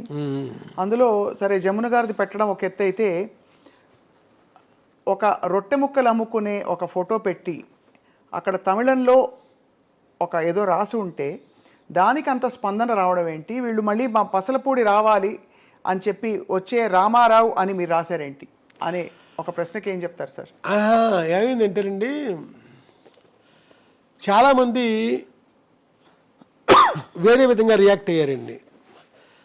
మీ పసలపూడిలో ఆ రామారావు అనేవాడు బిస్కెట్లు అమ్ముతాడని రాశావు, చూస్తే అది తమిళ అక్షరాలు రాసిన తమిళనాడు ఫోటో, అది ఏంటిది అని ఇలాగా అడిగారండి. నేను చెప్పేది ఏంటంటే, నా చైల్డ్హుడ్లో నేను నిక్కర్లు వేసుకుని తిరిగే రోజుల్లో రామచంద్రపురం నుంచి, మాకు పక్కనే ఉన్న 2 కిలోమీటర్స్ దూరంలో ఉన్న రామచంద్రపురం నుంచి నిక్కరో చొక్కా వేసుకుని రామారావు అనే ఒక అతను వచ్చేవాడు. వచ్చి మా ఊర్లో ఆ రొట్టి బిస్కెట్లు అమ్మేవాడు. ఆ అమ్మినప్పుడు చూడండి కొన్ని బిస్కెట్లు ఇరిగిపోతాయి ముక్కల కింద. మాలాంటి పిల్లల్ని పిలిచి అందరికీ పంచిపెట్టేవాడు అతను. ఆడ పెడతాడేసి పరిగెట్టుకుంటూ వెళ్ళేవాళ్ళం మేము. ఈ ఫోటో చూసిన నాకు, ఈ తమిళ అతను ఫోటో చూసిన నాకు ఆనాటి రామారావు గుర్తొచ్చాడండి. గుర్తొచ్చి నేను అలా పెట్టాను. అలా రామారావు గుర్తొచ్చాడు నాకు, అలాగా నేను రాయడం జరగలేదు. దాంతో ఈ తమిళ ఫోటో పెట్టి మా పసరపొడిచిన రామారావు అని రాస్తావా అనేసి కొంతమంది కొంచెం కాంట్రవర్షియల్గా ప్రవర్తించారు. నా ఉద్దేశం, నా బాల్యంలో నేను అప్పుడు చూసిన రామారావు నాకు ఇప్పుడు గుర్తొచ్చాడు అని నేను ఆ వాక్యం నిర్మాణం చూసారా, అది సరిగ్గా జరగలేదు. అది అంటే మీ కవి హృదయం వాళ్ళకి అర్థం కాలేదు. కవి హృదయం అంటే ఇక్కడ కవి హృదయం కాదండి, నా స్పష్టత లేదు నేను చెప్పిన దాంట్లో. ఇది ఆనాడు నాకు ఆ రామారావు గుర్తొచ్చాడు ఇతను చూశాక అంటే పాపం ఎవరో మాట్లాడరు. అవునవును, నేను రాసిన దాంట్లో ఆ స్పష్టత లేకపోవడం వల్ల జనం నన్ను అపార్థం చేసుకున్నారు ఈ ఫేస్బుక్ సాధ్యమైనంతగా నేను కరెక్ట్గా అన్వయించేలాగే నేను చెప్తానండి. శుభోదయం ఏది పెట్టనియండి, నా జీవితానికి అది అన్వయించినప్పుడే నేను దాన్ని తీసుకుంటాను తప్ప పొరపాటుని లేదా పలానా స్వప్న లైఫ్లో ఇలాగా అది కూడా నేను చెప్తాను, పలానా రామారావు రాజుబాబు అలాగా అని చెప్తానండి. ఇక్కడ మట్టికి అలా జరిగింది. వివరణ ఇవ్వకపోవడం వివరణ ఇవ్వలేదు, అది తప్ప ఇంకేం కాదు. ఎప్పుడంటే ఇంత వయసులోనండి, చిన్నప్పుడు ఇదంతా జరిగింది. గొప్ప జ్ఞాపకాలంటే మీకు చాలా ఇష్టం కదా సార్? జ్ఞాపకాలంటే ఆకుపచ్చని జ్ఞాపకాలు, పొలమారిన జ్ఞాపకాలు, ఇలాగ జ్ఞాపకాలు మీద చాలా ఉన్నాయండి. ఇంకా రాయాల్సినవి కూడా ఉన్నాయి. మాట్లాడే జ్ఞాపకాలు ఇవన్నీ రాశాను కదా, ఇంకా రాయాల్సినవి ఉన్నాయండి. పోట్లాడే జ్ఞాపకాలు, పరిగెట్టే జ్ఞాపకాలు, నడిపించే జ్ఞాపకాలు, ఇలాగా ఎన్నైనా రాయొచ్చండి. ఎప్పుడు వర్తమానం నాకు బాగోదు, అది జ్ఞాపకం అయినప్పుడే బాగుంటుంది. ఏంటో నాకు తెలియదండి. అది మీ కళాత్మకత సార్. సార్ కానీ ఇందాక అడిగిన ప్రశ్నకి మీరు మళ్ళీ సున్నితంగా అడుగుతున్నా సమాధానం ఏంటంటే, ఏదైనా మనకి ఇష్టమైన వ్యక్తి కానీ సినిమా కానీ ఏదైనా, ముఖ్యంగా వ్యక్తి అయితే అందులో మన మనసుతో ఇష్టపడిన వ్యక్తి అయితే మన చుట్టూ లేకపోతే మనం కొంత అలజడికి లోనవుతాం. ఆ అలజడిని మీరు ఎలా సమాధాన పరుచుకున్నారు? ఇప్పుడు ఉండకపోవచ్చు కానీ ఎప్పటికే వాళ్ళే అని చెప్పారు కాబట్టి సున్నితంగా అడుగుతున్నాను ఇది. ఇప్పుడు ఏమీ లేదండి, ఒక ఒక ఒక ఎన్నో ఏళ్ల క్రితం మ్యాటర్ ఇది. ఇవాళ ఇంకా మామూలు కండిషన్లోనే మామూలుగానే ఉన్నా, కానీ ఎప్పుడు జ్ఞాపకం బాగుంటుంది కదా నాకు. మరి అదే ఆ జ్ఞాపకమే బాగుంటుంది. అలా అంతే అంతే. ఇది బాగుంది. మళ్ళా ఆ గతం నిజం కావాలి అని కూడా నేను ఇప్పుడు కోరుకోను, ఎందుకంటే అవ్వదు కాబట్టి. సార్ వంశీ గారి విజయంలో రాజా సార్ పాటలు ఎంత ముఖ్యమో, రాజా సార్ ప్రయాణంలో వంశీ గారి సినిమాలు కొన్ని మైలు రాళ్ళని చెప్పచ్చు. ఇళయరాజా గారితో మీ మొట్టమొదటి పరిచయం, అనుబంధం, ఆ పరిచయం అనుబంధంగా మారడం ఎలా జరిగింది సార్? ఇది ఒక కథలా చెప్పాలేమో, చెప్పంటారా? చెప్పండి.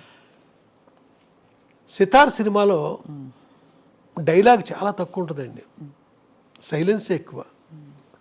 అది సైలెన్స్ ఉండడానికి కారణం ఏంటంటే, అది మ్యూజిక్ కోసమని నేను అలా అలా అలా సీన్లు కన్సీవ్ చేశానండి సితార్కి. రామనాయుడు గారి థియేటర్లో నేను మాట్లాడేది మద్రాసు గురించి, చెన్నై గురించి. రామనాయుడు గారి థియేటర్లో సితార డబుల్ పాజిటివ్ ప్రొజెక్షన్ వేసేవండి ఆ నైట్. సినిమా చూసారండి, ఏడు నాగేశ్వర గారి ఫ్యామిలీ మొత్తం, యూనిట్లో జనం మొత్తం అంతా దాదాపు 100-150 మంది చూశారండి. ఎక్కడా డైలాగ్ లేదు, కామెడీ లేదు, ప్రతి ఒక్కరికి కూడా విపరీతంగా బోరు కొట్టేసిందండి. నాగేశ్వరరావు గారు అయితే శంకరాభరణం లాంటి ఒక కావ్యం తీసిన నిర్మాతని పొరపాటుని కుర్రగాడికి సినిమా ఇచ్చి ఎంత తప్పు చేశాను నేను అని ఆయన అంత దారుణంగా ఫీల్ అవ్వడం జరిగింది. చాలా క్రైమ్ చేశాను నేను, ఎంత తప్పు అయింది అనేసి. అలాగా రాత్రి నాకు ఇంకా నిద్ర పట్టలేదండి.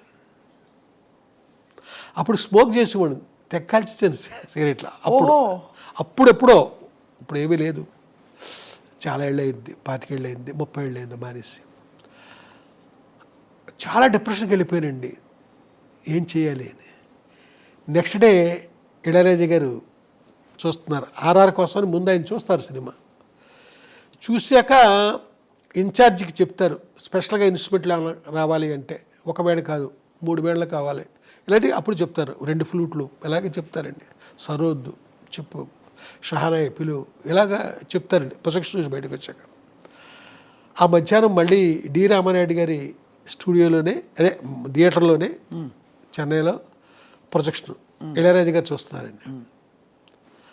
ఆయన చూస్తున్నాయండి, సైలెన్స్ అది మామూలుగా వెళ్తుంది.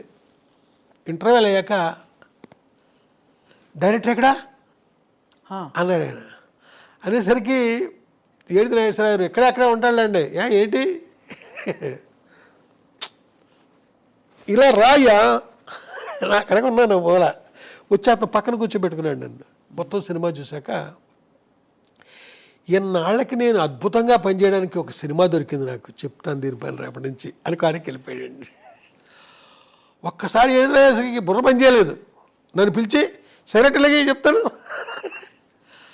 అన్నాక ఆ నెక్స్ట్ డే నుంచి ఒక్కొక్క రీలు ఆయన అన్నాడు కదా, నేను 70mm ఆ పెద్ద స్క్రీన్ చూస్తూనే రికార్డింగ్ చేస్తాను ఈ సినిమాకి, చిన్న స్క్రీన్ మీద చేయను అంటే ఆ 70mm థియేటర్లో డేట్లు తీసుకుని అప్పుడు అక్కడ మొదలెట్టారండి.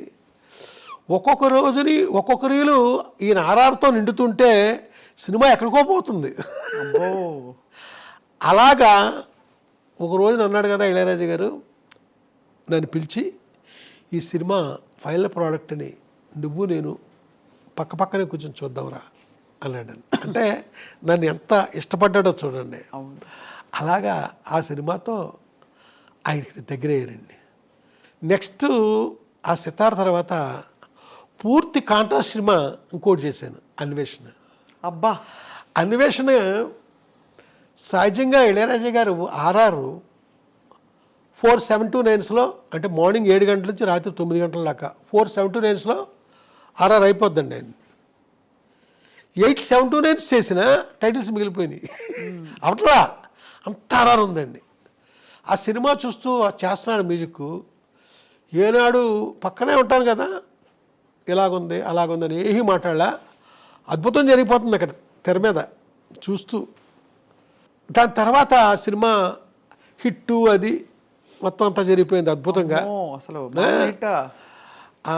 అయిపోయిన తర్వాత నెక్స్ట్ అద్భుతమైన పాట అండి. వాళ్ళ మధ్యాహ్నం గోపెమ్మ చేతిలో గోరు ముద్ద, రాధమ్మ చేతిలో వెన్న ముద్ద అని ప్రేమించి ఆ పాట నోట్స్ ఇచ్చేసాడు, 2-9 నోట్స్ ఇచ్చేసాడు. రేయ్ నాకు సైట్ వచ్చింది అంటున్నారు, చెత్వారం డాక్టర్ దగ్గరికి వెళ్తున్నాను రా అన్నాడు. ఇద్దరం కారులో వెళ్ళాం. అలాగే ఎన్ని చోట్లకో తీసుకెళ్ళేవాడు నన్ను. వెళ్తే రాయపేటలో ఒక ఇంటి ముందు సిమెంట్ సోఫాలు ఉన్నాయండి. ఇంటి ముందు సిమెంట్ సోఫాలు, అక్కడ కూర్చున్నాము. మమ్మల్ని చూసిన మనిషి లోపలికి వెళ్ళి ఒక ఆయనకి చెప్పాడు. ఆయన చొక్కా బటన్స్ పెట్టుకుంటూ బయటకు వచ్చాడండి. ఆయన ఎవరంటే సౌందరరాజన్ గారు, ఓహో క్యారెక్టర్ ఆర్టిస్ట్. వచ్చి ఈ కారులో కూర్చున్నాం. ఈ కుర్రోడెవడు రాజా అన్నాడు నన్ను చూసి. ఈడ అన్న ఈడెవడంటే ఆ మధ్య ఒక కుర్రగాడు ఇంగ్లీష్ సినిమా తీసాడన్నానే, ఆ సినిమా డైరెక్టర్. అమ్మిడమ్మా నన్ను ఇంగ్లీష్ సినిమా అంత బాగా తీసాను అన్నాడు. నాతో లేదండి, ఆయనతో అంటున్నాడు. ఇదండి ఇళయరాజా గారు నాకు దగ్గర అవడానికి. ఆయన అంత అది అర్థమైంది సార్, ఎంత గురి పెట్టేసుకున్నారో ఫస్ట్ సినిమా నుంచి. కానీ మీ సంగీత ప్రవేశం పరిచయం ఎలా జరిగింది? మీకు అంత పాట లేకపోతే ఆయన అంత పాట బయటికి అంటే మీ సినిమాల ద్వారా రావడం అనేది సాధ్యం కాదు. మీకే స్వతహాగా చిన్నప్పుడు సంగీతంతో నేర్చుకోవడం. నా సంగీతం పక్కన పెడితే మన రాజ్కోటిలో రాజుగారు ఉన్నారు కదండి, ఆయన ఇక్కడ నేను శ్రీ కాణిపాక వరసిద్ధి వినాయక సుప్రభాతం అని ఒక నా మ్యూజిక్లో ఒక 1 hour ప్రోగ్రామ్ చేశానండి. బాలుగారు పాడారు, నారా రామూర్తి నాయుడు గారు దాని ప్రొడ్యూసరు. అయితే మొత్తం అంతా రికార్డ్ చేసామండి. దాని కథ పక్కన పెట్టండి, అది రిలీజ్ కాకపోవడానికి వేరే కారణం ఉంది. షిరిడి సత్యసాయిబాబా గారు వినాలి, ఆయన ఓకే అంటే అప్పుడు రిలీజ్ చేస్తానన్నారు రామూర్తి నాయుడు గారు. ఇంతలో సత్యసాయిబాబా గారు చనిపోయారు. దాంతో అది అలా ఉండిపోయింది. అద్భుతమైన ఒక అదే మన సుప్రభాతం అండి అది. అయితే దానికి కండక్టర్ వచ్చి రాజుగారు పనిచేశారండి, టీవీ రాజుగారు అబ్బాయి, రాజకోట్ల రాజుగారు. ఆయన అంటారు కదా, వంశీ గారు రాజా మీకు మట్టుకి మైనస్కల్లో చేస్తాడు, మీరు అడుగుతారా తను చేస్తాడా అంటాడు. నేను ఏం చెప్పనండి, నవ్వుతూ ఊరుకుంటాడు. బాలుగారు ఒకసారి దయ్ ఏంటయ్యా ఆడికి సపరేట్గా చేస్తాడు, ఏంటి కారణం ఏంటి? నేను నవ్వుతూ ఉంటాను. బాలుగారు అక్కడ పడుతుంది చెప్పారు కూడా.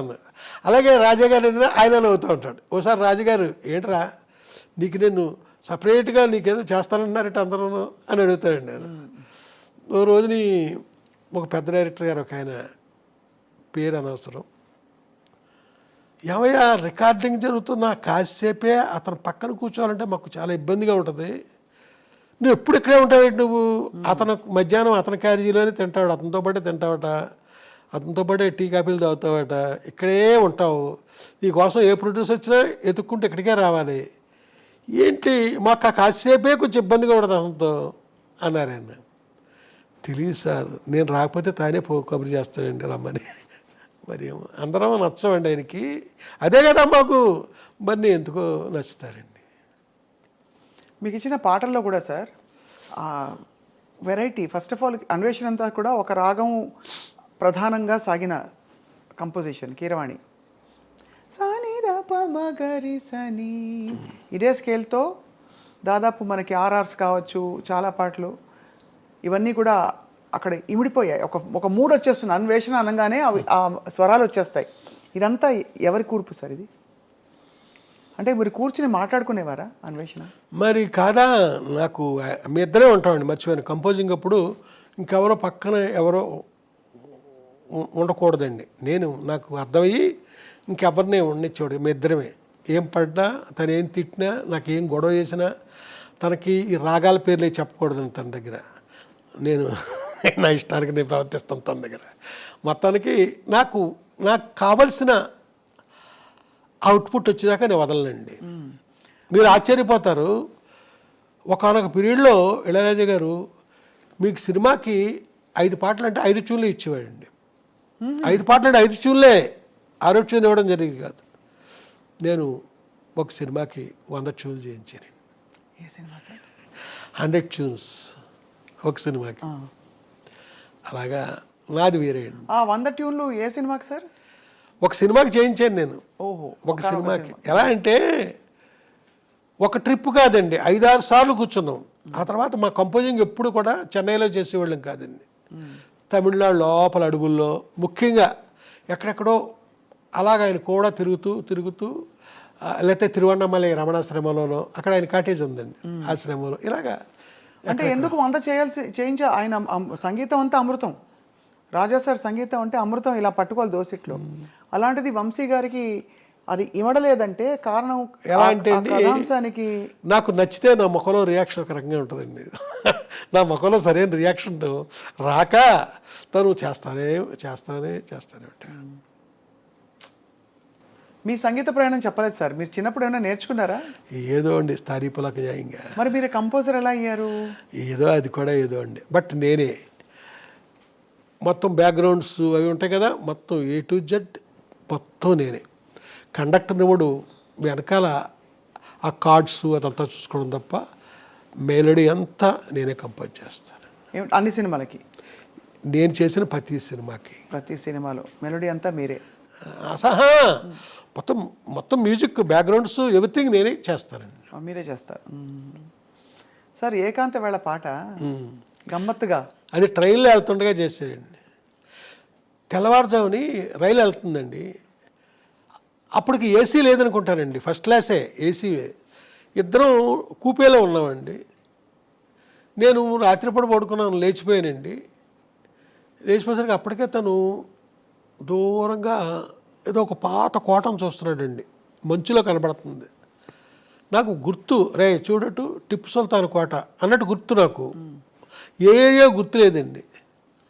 మంచి మూడ్ కనపడుతుంది తనలో. ఈ టైంలో పాట కంపోజ్ చేయొచ్చు కదా అన్నాను. ఎవరు అడగనట్టు అలాగా. హార్మోనియం పెట్టి తీ అన్నాడు. కిందే ఉంది అన్నాను. తీసి ఒళ్ళో పెట్టానండి. వెనక్కి జరిగాడు. ఏకాంత వేళ ఆ పాట కంపోజ్ కౌగిట్లో ఏకాంత సేవ ముచ్చట్లు అవన్నీ కూడా లిరిక్స్ ఎలా కావాలి ఈ పాటకి లిరిక్స్ అని ఆయన డిక్టేట్ చేస్తే అలా రాశారు సుందరమూర్తి గారు. అందులో నోట్స్ కూడా సార్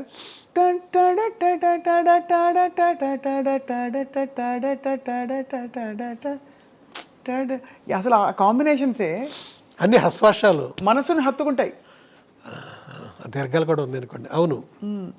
అలాగే సార్ ఎదలో లయాలో కూడా ఎగసి ఎగిరి టటట టటట టటట టటట అనగంటే మ్యూజిక్ అసలు అది ఆ పాట వింటేనే అడవి తిరిగి గిరిగిరిగిరి తిరిగిపోవడం. ఈ పాటకి ఒక కథ ఉందండి. కోవై తంబి అని ఒక ప్రొడ్యూసర్ ఉన్నాడండి.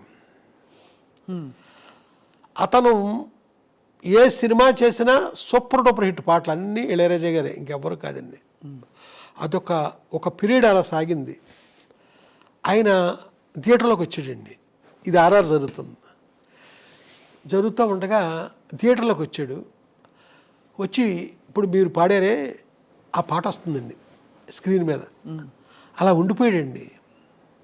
ఉండిపోయాక మధ్యాహ్నం ఇళయరాజా గారు భోజనం చేసి కూర్చుంటే లోపలికి వచ్చిన కోవై తంబి అచ్చు ఇందాక చూసిన ఆ పాటలాడే పాట ఒకటి నాకు కావాలన్నాడు. అదేంటి సినిమా అయిపోయింది కదా, మొత్తం అంతా అయిపోయి ఆర్ఆర్ కూడా అయిపోయింది కదా, ఇప్పుడు పాట ఎందుకు నీకు? కాదు, నాకు ఆ పాట ఇలాంటి పాటే కావాలి, నాకు డిట్టో అలాంటి పాటే అన్నాడు ఆయన. అనేసరికి రాజాగారు కూర్చుని డిట్టో అలాంటి పాటే చేశారండి. మళ్ళీ అలాంటి హారర్ బ్యాక్గ్రౌండ్స్ అక్కడ ఆ కాంట్రాస్ట్ బ్యాక్గ్రౌండ్స్ ఉన్నాయి కదా, అవే అప్పుడే పాట ఆ ఫీల్ వచ్చింది. అది 3 బిట్లుగా చేసామండి ఆ రోజుల్లో. 3 బిట్లుగా రికార్డ్ చేసాం. తర్వాత 8లో జాయిన్ చేసామండి. ఇప్పుడు ఆ డిజిటలైజ్ అవ్వలేదు కదా, అప్పుడు బాస్ టైప్ మీద కదండి రికార్డ్ చేసింది. ఆ పాట మొత్తం రెడీ అయిన తర్వాత ఆ డైరెక్టర్ని పిలిచి, అతను ఇప్పుడు చేస్తున్న సినిమా డైరెక్టర్ని, ఈ పాట సినిమాలో పెట్టన్నాడు. సార్ మన సినిమాలో ఈ పాట ఎలా మ్యాచ్ అవుద్దండి, మన సినిమా వేరే, ఈ పాట వేరే, అనవసరం, హీరోయిన్ ఇమాజినేషన్గా అనుకుని పెట్టచ్చు కదా సార్, అది మనకు సందర్భం లేదు సార్ అని ఆ డైరెక్టర్ అంటుంటే టాట్ కుదరదని పెట్టించండి. వంశీ గారు ఒక ట్యూన్ అంటాను, మీకు ఏం గుర్తొస్తుంది చెప్పాలని మా విజ్ఞప్తి.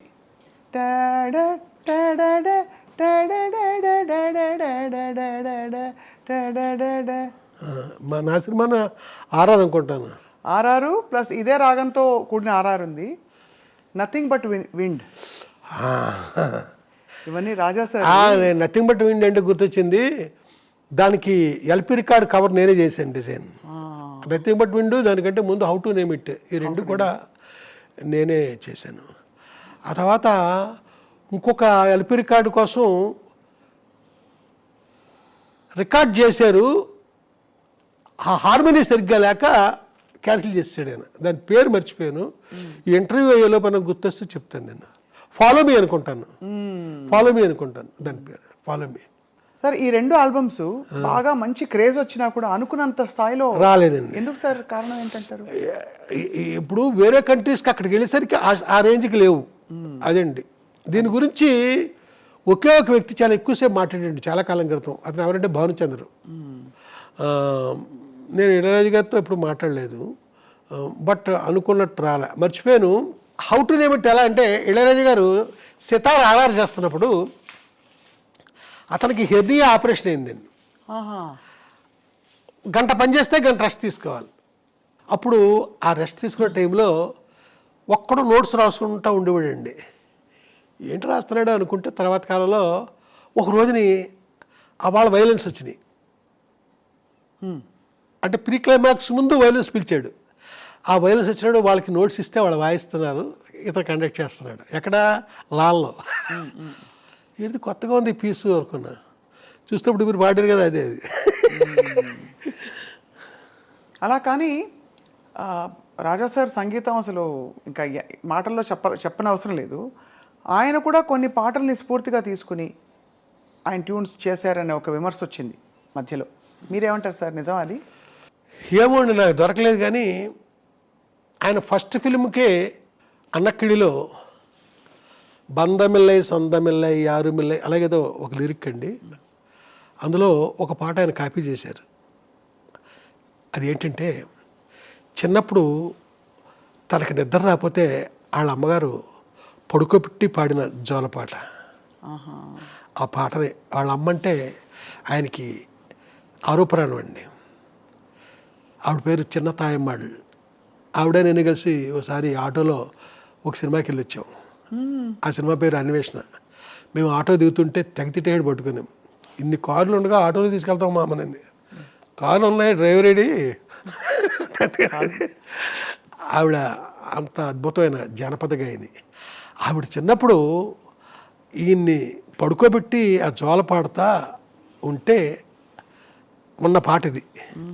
అయితే ఆయన చేయలేక కాదు, వాళ్ళ అమ్మగారంటే ఆయనకు ఆరోపణలు అండి. ఆ తల్లి పాడింది తన సినిమాలో పెట్టుకోవాలనిపించి పెట్టాడండి. అది కాపీ అంటారా ఏమంటారా అనుకోండి. ఇదండి నాకు తెలిసిన కాపీ పాట. రాజా సార్ కోసం సార్ మీరు ఈ డిజైన్ చేయడం కవర్లు మినహా ఇంకా ఏం చేశారు సార్? నేను ఇళయరాజా గారి పెయింటింగ్లు అవి చాలా వేయించానండి. ఓ రోజున లతా మంగేష్కర్ గారు, ఆవిడ చెల్లెలు ఉషా మంగేష్కర్ ఆవిడ, వీళ్ళిద్దరూ కలిసి బాంబే నుంచి క్రికెట్ చూడడానికని చెన్నై వచ్చారు. వచ్చా వాళ్ళ మధ్యాహ్నం ఇళయరాజా గారి ఇంట్లో భోజనం అండి. భోజనం చేస్తూ తలెత్తి చూసిన లతాజీ గోడ మీద ఒక పెయింటింగ్ కనిపించింది. ఆవిడ అలా చూస్తా ఎంత బాగుంది పెయింటింగ్, ఎవరు వేసేది అని అడిగారు ఆవిడ. ఇళయరాజా గారు ఎవరు వేసేది తెలదు కానండి, సాయంకాలం మీరు పాట పాడబోతున్నారు, వాడు వేయించాడు ఆడెవరంటే నేను. ఆ తర్వాత సాయంత్రం లతాజీకి రే ఆ పెయింటింగ్ వేయించావు కదా, అలాగ లతాజీ పెయింటింగ్ ఒకటి వేయించు అని అడిగాడు. చెప్పారు నాకు. వేయించానండి. వేయించాక ఆవిడ వెళ్ళిపోయారు. తర్వాత వేయించి పార్సిల్ చేసి పంపించాం. బాగా స్పాంజ్ అది పెట్టి అద్దం అది పగలకుండా ఫ్రేమ్ కట్టించేసాం. అక్కడి నుంచి లతాజీ ఒక పెద్ద లెటరు, అంటే అది ఇంగ్లీష్లో ఉంది, ఆవిడ సంతకం పెట్టారు. అయ్యేనే దాచుకోలేదు. అంత ఇంప్రెస్ అయ్యారు ఆవిడ. ఇలాగా నేను చాలా చేసేవాడిని. అది ఇప్పుడు కాదండి, ఎప్పుడు చిన్నప్పటి నుంచి ఇలాగా చేస్తాను ఉన్నాను నేను. సార్ ఇప్పుడు రాజా గారు సింగర్ల విషయంలో ఆయన చెప్పిన సింగరే పాడాలి అని ఆయనే డిసైడ్ చేస్తారు ఎవరికి ఏ పాట అబ్బుతుందని చెప్పి. కానీ వంశీ గారు చెప్తే మాత్రం అప్పుడప్పుడు ఆయన వినేవారు అని అంటారు. నిజమేనా సార్? అప్పుడప్పుడు కాదండి, నేను ఆల్మోస్ట్ అప్పుడు ఓ పాట ఉందండి. ఆ పాట ఏంటంటే ప్రతిదినం నీ దర్శనం మరి దొరకునా. శ్రేయా ఘోషల్ పాడారు. మేల్ వాయిస్ నాకు బాలుగారు కావాలని గొడవ చేశానండి. ఎందుకంటే నేనే రాశాను, నేను రాయిపోయినా వేరే. బాలుగారు కావాలని గొడవ చేస్తే, కానీ బాలుగారిని పిలిచిండేవాళ్ళం, అమెరికా వెళ్ళాడు ఆయన టైంకి. దాంతో ఆ తమిళ సింగర్ ఎవరో ఒక అతను వాళ్ళ ఇంట్లో వాళ్ళ పిల్లకి ట్యూషన్ కూడా చెప్తుంటాడు, వాళ్ళ ఇంట్లో కూడా చూసాను అతన్ని. అతనితో పాడించా. ఎవరో పాడినా పాట హిట్ పాట. అలాగా ఏమో నాకు తెలిసి నేను విభావరి అని ఒక ఆవిడ పూనాలో ఉంటారు. ఆవిడ మా యంగ్ డేస్లో లతాజీలా ఉంటుంది వాయిస్. మీకు లతాజీ అంటే చాలా ప్రాణం కదా? ప్రాణం కాదు, ఇష్టం. ఎవరికి ఇష్టం కాదు లతా మంగేష్కర్ అంటే? నాకు కూడా అంతే. అంటే కొన్ని పాటలకి ఆశా బస్సులో ఉంటే ఇష్టం మరి కదా. ఆవిడతో పాడించేవాడి ఒక సినిమాకి. నేనే రాసిన పాటలన్నీ. అయితే ఆ సినిమా అద్భుతమైన పాటలు. ఆ ప్రొడ్యూసర్ హార్ట్ అటాక్ వచ్చి చనిపోయాడండి. ఆ పాటలు అలా ఉండిపోయినాయి. నా దగ్గర క్యాసెట్లు కూడా ఉన్నట్టున్నాయి. అయ్యో, అవన్నీ విభావరి పాడిన పాటలు. అలా అయితే రాజా సార్తో మీ అనుబంధం కొనసాగుతూ చివరి మీ ఇద్దరు కలిసి పనిచేసిన చివరి ప్రాజెక్ట్ దాదాపు పాట ఇదేనా సార్? అనుమానాస్పదం కదా? కాదండి, రీసెంట్గా నేను కేవలం లిరిసిస్ట్గా ఒక పాట రాయడానికి నన్ను చెన్నై తీసుకెళ్ళారండి. డైరెక్టర్ నేను కాదు, వేరే ఎవరో ఒక అబ్బాయి. ఆయన మీరు రాయాలని ఎందుకు పట్టుపట్టుంటారు అంటే? వినండి, ఎందుకంటే గోదావరి పాట నేను అన్నాను, మీది ఎవరయ్యా అన్నాను. మాది పోలవరం అన్నాడు. పోలవరం అయ్యి ఉండి నన్ను గోదావరి పాట రాయమంటాయటయ్యా అన్నాను. సార్ మీకు తెలిసినట్టు మాకు తెలియదండి గోదావరి గురించి, మీరు రాస్తేనే బాగుంటుందండి. సరే అని చెన్నై తీసుకెళ్ళారండి.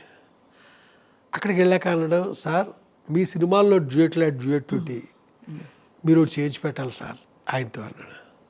ఏమైనా నువ్వు డైరెక్టర్ అయ్యిండి నేను చేయించడం ఏంటి అంటే, కాదని మీరు చేయించండి. సరే అయితే నువ్వు రావద్దు అక్కడికి, నేను కూర్చుంటాను రాజా గారితో నా టేస్ట్కి తగ్గట్టు డ్యూయట్ చేశానండి. చేస్తే రాజా గారు ఈ పాట నువ్వు రాయిరా అన్నాడు. ఆ 2 పాటలు నేను రాశానండి.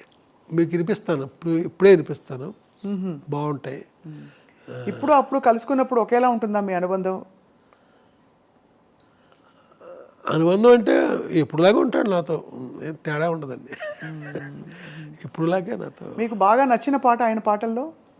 మీ పాటలు అయి ఉండొచ్చు, వేరే పాట అయి ఉండొచ్చు, ఏదైనా అయి ఉండొచ్చు. నాకు నచ్చింది పుది వార్పుగళ్ళు అనే సినిమాలో ధర్మవతి అనుకుంటాను రాగం. తందన నందన తాళం వరం పొదు రాగం వరం పళే భావం వరం మది చందన మల్లిగే వాసన వరం. తెలుగులో కూడా ఉందండి ఇది. అది కొత్త జీవితాలు ఏదో సినిమా. ఈ హాసిని యాక్ట్ చేసింది. ఒక్కసారి మీ గొంతులో వినాను. నా గొంతులో కాదు, మీరే పాడండి కావాలంటే. చెప్తే మేము అనుకుంటాం సార్. నేను పాడాను, నేను సినిమాలో పాడేసి అందుకే 2 సినిమాలో పాటలు పాడాను, దాని గురించి కాదండి. అది మీకు వినిపిస్తాను. ఆ పాట నాకు ఇష్టం. ఇంకా అలా అంటే కోకొల్లండి. ఇళయరాజాకి లైఫ్లో అద్భుతంగా ఆయన చేసిన పాటల్లో ఒక లిస్ట్ తీస్తే అండి, మాటే మంత్రము మనసే బంధము మంచి పాట. ఏం పాట? సీతాకోక. అలాగే కీరవాణి గారికి, ప్రొడ్యూసర్ మురారి గారికి, ఇలాంటి కొందరికి చాలా ఇష్టమైన పాట ఆవేశమంతా ఆలాపనేలే. ఆలాపన సినిమాలో. అవును, అది ఒకటి చాలా అంతే కదా. అది ఎలా అంటే ఆ పాట కంపోజింగ్ చేసింది మధురైలో హోటల్ తమిళనాడు అని ఒక టూరిజం వాళ్ళది హోటల్ ఉంది. ఆ హోటల్ వెనకాల వేప చెట్టు కింద పొద్దునే కూర్చున్నాం ఇద్దరం, ఎదురు కూడా హార్మోనియం. అక్కడ పక్షుడికి వస్తుంది, దానికి ఆన్సర్కి నేను వాయిస్తున్నాడు. అలాగే చేస్తూ ఈ పాటలోకి వెళ్ళామండి. చేస్తే భలే పాట, భలే జ్ఞాపకం. అలా రాజా సార్తో మీది ఒక సుదీర్ఘమైన ప్రయాణం. మరి చాలా సినిమాలు చేశాం కదా. అంతేకాకుండా ఇంకోటి కూడా జరిగేదండి. నా సినిమా అక్కర్లా, వేరే సినిమా ఆర్ఆర్ జరుగుతున్నా వెళ్ళి కూర్చునివ్వండి అక్కడ. ఓహో. ఇంకా వేరే సినిమా జరుగుతున్నా ఇంకా నేను వెళ్ళి కూర్చునివ్వండి. నాకు అక్కడ తనే ఏం మాట్లాడిపోయేసరికి ఇంకెవరు మాట్లాడతారు. అంతే కదా సార్. అది ఏ కేఎస్ రామారావు గారి సినిమా అనుకోండి, నేను వెళ్ళి కూర్చుంటే ఎవరేమి. అలాంటి సందర్భాలు కూడా జరిగింది. అంటే రాగాలని వాడడం సైతం వంశీ గారి సినిమాల్లో రాజా సార్ ప్రయోగాలన్నీ కూడా అదొక డిఫరెంట్ లెవెల్. ఒకటి ఆలాపన సినిమాలో ఒకటి హిందోళలో ఉంటుందండి, ఆ కనులలో కలల చెలి పాట. హిందోళే కదా. హిందోళం, అవును, పరమ హిందోళం. సగమదనిస సరిదమగస కదా ఆరోహణ. అలాగే ఖైదీ కన్నయ్య కాడు వీడికి అన్నయ్య వాడు, అంత చమత్కారమైన పాటకి చలనాట ఇచ్చి అసలు అదొక రేంజ్ సార్. దానికి అద్భుతమైన పాట రక్తి కట్టడానికి కారణం సీతారామ శాస్త్రి లిరిక్. అతనిలో ఒక చక్కని స్పందించే ఒక చక్కని అలాంటి పాటకి ఎంత హ్యూమరస్గా ఆ ట్యూన్కి తగ్గట్టు ఆయన రాయడం. అలాగే ఇళయరాజా గారి పాట, ఇళయరాజా గారి మ్యూజిక్ చేయకుండా పాట ముందు షూట్ చేసి తర్వాత మ్యూజిక్ చేసి తర్వాత ఎడిటింగ్ చేశాను. ఆ సందర్భం కూడా ఒక సందర్భం ఉంది. అవును అవును, అది లేడీస్ టైలర్. అది కూడా హిట్ పాట అండి. పాట రికార్డింగ్ అవ్వకుండానే షూటింగ్ అయిపోయిందండి. షూటింగ్ చేసాను, చేశాక రికార్డింగ్ చేసాం. పొద్దున్న రికార్డింగ్ అయింది, మధ్యాహ్నం తర్వాత ఈ టైంకి ఎడిటింగ్ అయిపోయింది.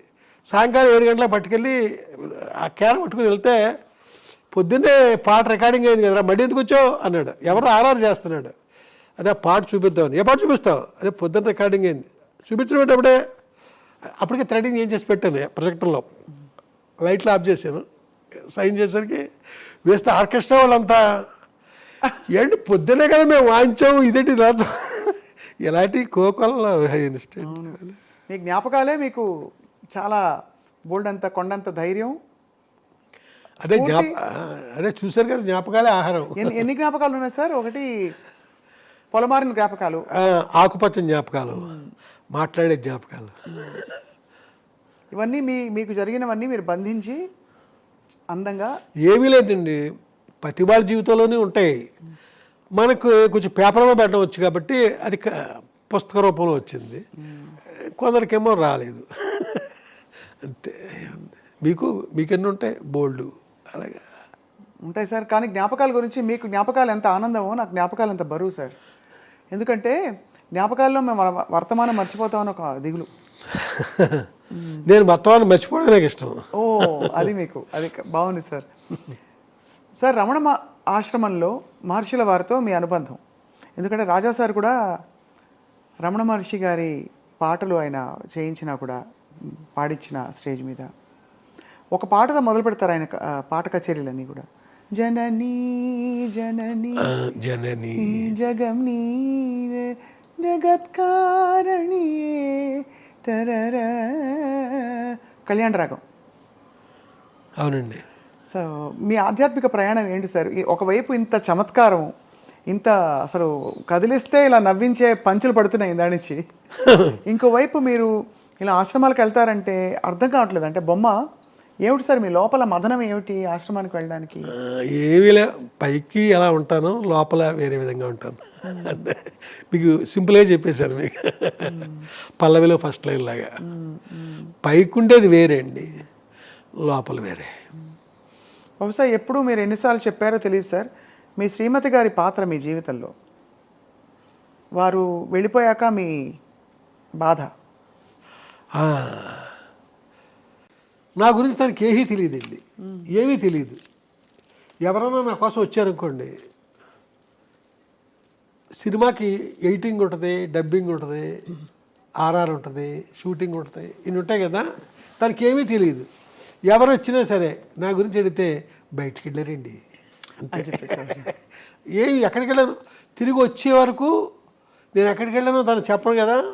అలాగే నేను బయట అవుట్డోర్ వెళ్ళాను అనుకోండి షూటింగ్కి, తను ఫోన్ చేయడం కానీ ఏమీ చేయదు. 4 రోజుల తర్వాత మళ్ళీ ఇంటికి వెళ్ళాకనే నాతో మాట్లాడేది. ఈ లోపల ఫోన్లు గిళ్ళు ఎప్పుడు తను చేసిన గుర్తులు లేవండి.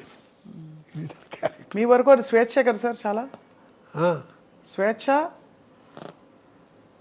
అంటే ఒకలా చూస్తే మీకు బోల్డ్ అంతా, మీరు చాలా మందిని కలుస్తారు, బోల్డ్ పనులు ఉంటాయని.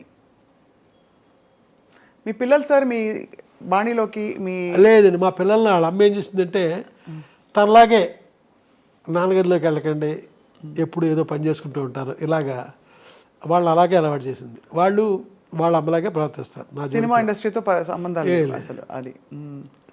మరి వంశీ గారు ప్రపంచంలో ఇప్పుడు ఎవరున్నారు? ఎవరు లేరండి, ఎవరు లేరు.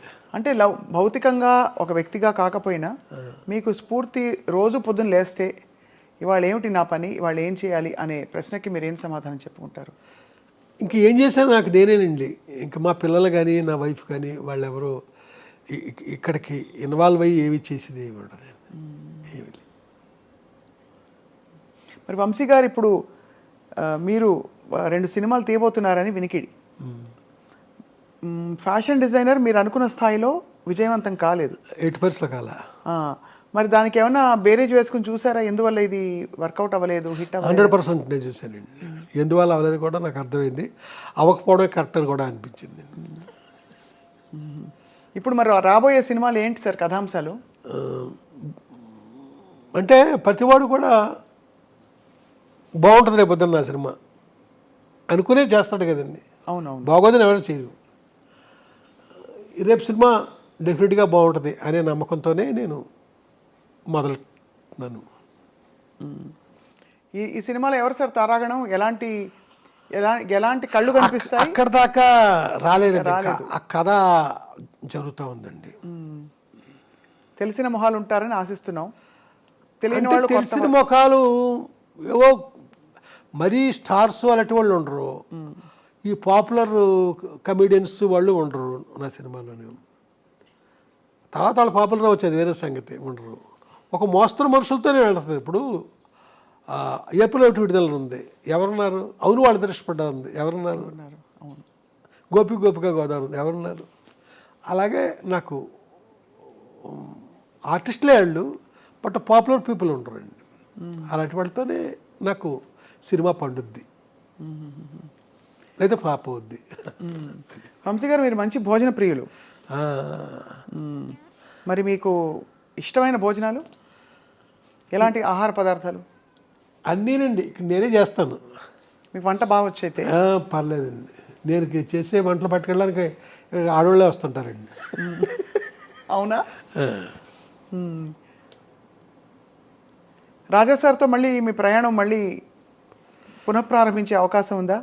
ఏమో తెలియదండి, తెలీదు మరి, ఏమో తెలియదండి.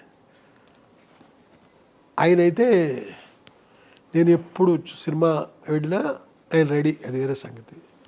ఇక్కడ చూసుకోవాలండి, ఆ బడ్జెట్లు అవన్నీ పూర్వలా లేవు, బాగా పెరిగిపోయినాయి. మరి ఇక్కడేమో నాకు అది అందుకోగలనా అనే రేంజ్కి నేను ఆలోచిస్తాను. అవును, అదొక చాలా పెద్ద. సరే, ఎవరు ఇతర సంగీత దర్శకులు మిమ్మల్ని ఆకర్షించలేదా? అంటే ఇష్టపడిన వాళ్ళు ఇతరులు ఉన్నారా, ఇతర సంగీత దర్శకులు? లేదండి, నన్ను చాలామంది గౌరవిస్తారండి. కీరవాణి గారు, లేకపోతే మన మణిశర్మ, వీళ్ళందరికీ నేనంటే చాలా గౌరవం. అలా కాదు, మీకు వాళ్ళంటే ఇష్టం? అయ్యో, వాళ్ళ పాటలు. అవునండి. నాకు ఇప్పుడు ఇళయరాజా ప్రస్తావన మీరు తీసుకొస్తున్నారు కాబట్టి అదే మాట్లాడుతున్నాను. అంటే ఇది ఒక తిరుగులేని ఒక ఎవర్ గ్రీన్ కాంబినేషన్. అవునండి. ఇప్పుడు హైదరాబాద్ శంకర్ గారు ఉన్నారండి, మనుషులు మట్టి బొమ్మల్లో ఎంత మంచి పాట అండి అది. మనుషులు మట్టి బొమ్మల సినిమాలో ఆ పాట మీకు ఇంటర్వ్యూ అయిపోయిన తర్వాత వినిపిస్తాను. ఎంత చక్కని పాట అండి అది. మహానుభావులు ఉన్నారండి. బి శంకర్ కదా ఆయన పేరు. ఎంత, అలాగే కోదనపాండి గారి ఎన్ని మంచి పాటలు ఉన్నాయండి. అవునవును, ఉన్నాయండి చాలా. టి చలపతిరావు గారి ఎన్ని మంచి పాటలు ఉన్నాయి. ఇంకా రాజేశ్వరరావు గారి మాట్లాడక్కల్లా. అమ్మో, అసలు బాపు గారు వీరభక్తులు ఆయనకి. ఇలాగా మాదేవన్ గారు, ఇలాగండి. ఏ రచయితకైనా బాపు గారి బొమ్మ పడాలి అనే ఒక కోరిక ఉంటుంది కదా సార్. అవునండి. బాపు గారితో మీ అనుబంధం ఎలా అంటే, మీరు అడిగారు కాబట్టి చెప్తున్నా. ఒక్క బొమ్మ బాపు గారికి ఇస్తే నా జన్మధన్యం అని ఫీల్ అయ్యాను నేను. నా మొట్టమొదటి కథకే బాపు గారు బొమ్మ వేశారండి. అదే ఇందాక చెప్పాను చూసారా, ఒక కాంట్రవర్సీ వచ్చి ఆపేశారనని. అప్పుడు బాపు గారు బొమ్మ కూడా అయిపోయింది. అయితే ఇక్కడ చెప్పొచ్చేది ఏంటంటే, బాపు గారి జీవితంలో, ఆయన జీవితం మొత్తం మీద ఏ రచయితకి వేయనని బొమ్మలు నాకే వేశారండి. 450 బొమ్మలు, 450, 500 బొమ్మలు అండి. నా మొదటి సినిమా నుంచి మొన్నటి దాకా ప్రతి సినిమా లెటరింగ్ టైటిల్ ఆయనే రాశారు. 450 పైన బాపు గారు బొమ్మలు వేశారండి నా ప్రతి కథకి. ఇప్పుడు నేను రేపు కథ రాస్తే ఇప్పుడు బొమ్మ ఎవరు రాస్తారు అనే పరిస్థితి నాది. ఇప్పుడు పసలపొడి కథలు ఉన్నాయండి, 72 కథలు. 72 కథలకి 72 బొమ్మలు ఆయనే. దిగువ గోదావరి కథలు 52 కథలు, 52 బొమ్మలు ఆయనే. ఇలాగా ఇంకో ఆకుపచ్చని జ్ఞాపకం అంతా మీకు చూపించాను, ఆ కథలన్నీ ఆయనే. ఇలాగా కొలలండి నా దగ్గర, అన్నీ బాపు గారే. ఆయనకి నేనంటే అంత ఇష్టం అండి. నువ్వు ఎందుకు ఏంటంటో పిచ్చి పిచ్చి సినిమాలు తీస్తుంటావు, అప్పుడప్పుడు నువ్వు కథల మట్టుకి అన్నీ మంచిగా రాస్తుంటావే అని తిట్టిన సందర్భాలు చాలా ఉన్నాయి. ఏ పిచ్చి పిచ్చి సినిమాల గురించి అన్నారు ఆయన? అంటే ఆయనకి మరి నేను అన్నీ మంచి ఏం తెలియదుగా. ఇప్పుడు ఓ రోజు నేను ఫోన్ చేశానండి, ఒక 2 నిమిషాలు తిట్టాలనుకుంటున్నాను, మరి భరిస్తారా? ఎలా సార్ చెప్పండి సార్. ఇప్పుడేనండి మీ కథ చదివి రమణ గారు కళ్ళమ్మ నీళ్లు పెట్టుకుని వెళ్ళారు. మీ కథకు నేను బొమ్మేస్తుంటే వచ్చి చదివి కళ్ళమ్మ నీళ్ళు పెట్టుకెళ్ళారు రమణ గారు. ఇంత బాగా రాసే మీరు ఏంటి అంటే పిచ్చి పిచ్చి సినిమాలు తీస్తున్నారు. ఒకసారి లేదు, మనసు పెట్టుకుని కథ రాయండి, అది సినిమా తీయండి, డిఫరెంట్గా బాగుంటుంది అన్న సందర్భాలు ఉన్నాయండి ఆయన. అలాగే ఏ కథకు ఆయన బొమ్మేస్తున్నారో కూడా మీకు చూపిస్తున్నా కదా. ఇలాగా బాపు గారు, విశ్వనాథ్ గారు, వీళ్ళందరికంటే భారతీరాజ గారు, వీళ్ళంతా నా గురువులండి, గుర్తులు. మీరు పోస్టర్ డిజైనింగ్ కూడా మీరే చేశారు కదా సార్, సాగర సంగము అని అంటారు. ఏడుది నాగేశ్వరరావు గారు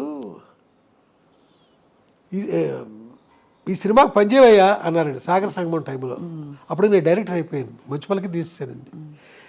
ఈ సాగర సంగమం తర్వాత సినిమా సితారా నేను డైరెక్ట్ చేయబోతుంది. వాళ్ళ షూటింగ్ దగ్గరికి వెళ్ళలేను. వాళ్ళ వెళ్తే కమలాసనం గారు ఆ నూతి మీద తిరుగుతా పాట, వాళ్ళ షూటింగ్ తక్కిట తదిమి తందాన పాట కదా. వాళ్ళు ఏడుదేశారు, నువ్వు ఈ సినిమా పనిచేవయ్యా అంటారు. ఏం పని చేస్తానండి, సగం సినిమా అయిపోయింది ఇక్కడ అంటే, పోస్టర్ డిజైన్లు చేస్తావు కదయ్యా, వెళ్ళి గంగాధర్ దగ్గర కూర్చొని చెయ్యి అన్నారు. అప్పుడే కొన్ని డిజైన్లు చేశానండి. సీతాకో చిలక అంటే మొత్తం చేశాను. సీతాకో చిలక, శంకరాభరణం, తయారమ్మ బంగారు వీటికి కంప్లీట్గా వర్క్ చేశాను. అంటే పేరు నాది ఉండదు, పబ్లిసిటీ ఆర్టిస్ట్ పేరు ఉంటుంది, కంపోజ్ చేసి ఇదంతా మనమే. మరో కాలక్షేపం ఎలాగో మీ యూట్యూబ్ ఛానల్ చాలా తొందరగా పుంజుకుంది సార్, చాలా మంది సబ్స్క్రైబర్స్ వచ్చారు. కారణం ఏంటి సార్ యూట్యూబ్ ఛానల్ పెట్టడానికి? ఏంటంటేనండి, యూత్కి నేను చాలా చెప్పాల్సింది ఉంది, యూత్కి నేను చెప్పాల్సింది చాలా ఉందండి. అందుకోసమని ఛానల్ పెట్టడం జరిగింది. అలాగే నేను తీసిన సినిమాలు వీళ్ళు ఇప్పటి వాళ్ళు చూడలేదు చాలామంది. ఆ సినిమాల వెనక, ఆ తెర వెనక కథలు కూడా చెప్పాలనుకుంటున్నాను. అది కాకుండా యూత్కి చెప్పాల్సింది చాలా ఉందని చెప్పాను కదా, ఆ చెప్పే ప్రయత్నమే ఇప్పుడు నేను యూట్యూబ్ ఛానల్ పెట్టండి. బాబు, ఇన్ని జ్ఞాపకాలు మీ మనసులో, మీ మెదడులో, ఈ పుస్తకాల్లో అలా నిక్షిప్తమై ఉన్నాయి. ఎంత గొప్ప సంపద ఇది రాబోయే వాళ్ళకి. సార్, అయితే మరి తర్వాతి సినిమాల కథాంశాలన్నీ, ఇప్పుడు మీరు హిచ్కాక్ లాంటి సినిమాలు రాశారు, తీశారు, చాలా పవర్ఫుల్ విమెన్ మీద రాశారు, తీశారు, అలాగే సున్నితమైన కథలు రాశారు. ఇవన్నీ ఇప్పుడు మీ మనసు ఎటువైపు వెళ్తుంది? ఇప్పుడు అంతా స్మగ్లర్లు, అలాగే మాఫియా, ఇంకా ఏం చెప్పాలి, గోల్డ్ ఫీల్డ్స్ రాజ్యం ఏలుతున్న ప్రపంచంలో ఉన్నారు మీరు. మనందరం అదే ప్రపంచంలో ఉన్నాం. ఇప్పుడు నేను తీసే సినిమాలు హృదయం ఉన్న కథలండి. మిమ్మల్ని స్పందింపజేస్తాయి. అంశం ఏదైనా మిమ్మల్ని స్పందింపజేయడం జరుగుద్ది. అలా స్పందించిందే అద్భుతమైన సినిమా అవుద్ది. అలాంటి ప్రయత్నం నేను చేస్తున్నా. గొప్ప స్పందన మీకు కలిగి తీరుతుంది అంతే. మేమందరం 1000 కళ్ళతో, వీలైతే పెద్ద పెద్ద కళ్ళతో, ఇంకా వీలైతే భానుప్రియ గారి లాంటి కళ్ళతో, అలాగే 1000 చెవులతో ఎదురు చూస్తూ ఉంటాం సార్ వంశీ గారు మీ తదుపరి చిత్రాల కోసం. Thank you. మిమ్మల్ని విసిగించి ఉంటే మమ్మల్ని క్షమించేసారు. అబ్బాయి ఎప్పటికీ కాదండి, అర్ధరాత్రి ఫోన్ చేయండి, నేను మాట్లాడతాను. అంతేనా? Thank you so much sir. చాలా అందంగా తీర్చిదిద్దారు ఈ వర్కింగ్ స్పేస్ని. ఇష్టమైన 2 రంగులు పెట్టి, నలుపు అలాగే ఎల్లో, కొట్టొచ్చినట్టు వంశీ గారి స్టాంప్ కనిపిస్తోంది. మీరు కింద నుంచే మొదలవుద్దండి. అవును, కింద నుంచే. ఈ రైలు కూడా మీకు ఇష్టం కదా చాలా? అది కాదండి, ఇక్కడ పాడి రవి అని ఒక రైల్వే ఆఫీసర్ అండి, చాలా పెద్ద ఆఫీసరు. అది నాకు ఆ సిగ్నల్ ల్యాంప్ ఇప్పుడు లేదు కదా, అవును, ఒక చిన్న స్టేషన్లో ఎక్కడో ఉంటే నా కోసం పట్టుకొచ్చారండి ఆయన. అలాగే ప్రపంచంలో మొట్టమొదటి ట్రైన్ అండి ఇక్కడ ఉంది. అలాగే ఇక్కడ కూడా ఉంటుంది చూడండి, ఇవన్నీ ఇక్కడ కూడా ఉంటాయి. రైల్లో మీకు చాలా జ్ఞాపకాలు ఉండుంటాయి. అయితే ప్రయాణాలన్నీ ఇప్పుడు రైల్లోనే కదా? అద్భుతమైన జ్ఞాపకాలండి, మామూలు కాదు. మా బలభద్రపురం అంటే మా గ్రాండ్ మదర్ ఊరు. ఆ స్టేషన్లో రాత్రి 9 గంటలకు ఎక్కితే తెల్లవారుజామున ఎప్పుడో ఆగేది అన్నవరం స్టేషన్లో. అలా ఎన్నో ప్రయాణాలు. అదంతా ఆ జర్నీయే ఒక పెద్ద ఎపిసోడ్ అవుతుంది మీకు. మళ్ళీ మిమ్మల్ని వచ్చి ఒకసారి పలకరించి రైల్లో కథలని చెప్పి, రైల్లో జ్ఞాపకాల గురించి మీ చేత బోల్డ్ విషయాలు చెప్పించుకుని వినాలి సార్. తప్పకుండానండి. నేను మామూలుగా కాదు, మీరు రెప్పారపకుండా అంత గొప్పగా నన్నే చూస్తూ ఆ కథలు వింటారు మీరు. అలాంటి కథలు నా దగ్గర ఉన్నాయి. ధన్యవాదాలు సార్. నమస్కారం. నమస్తే.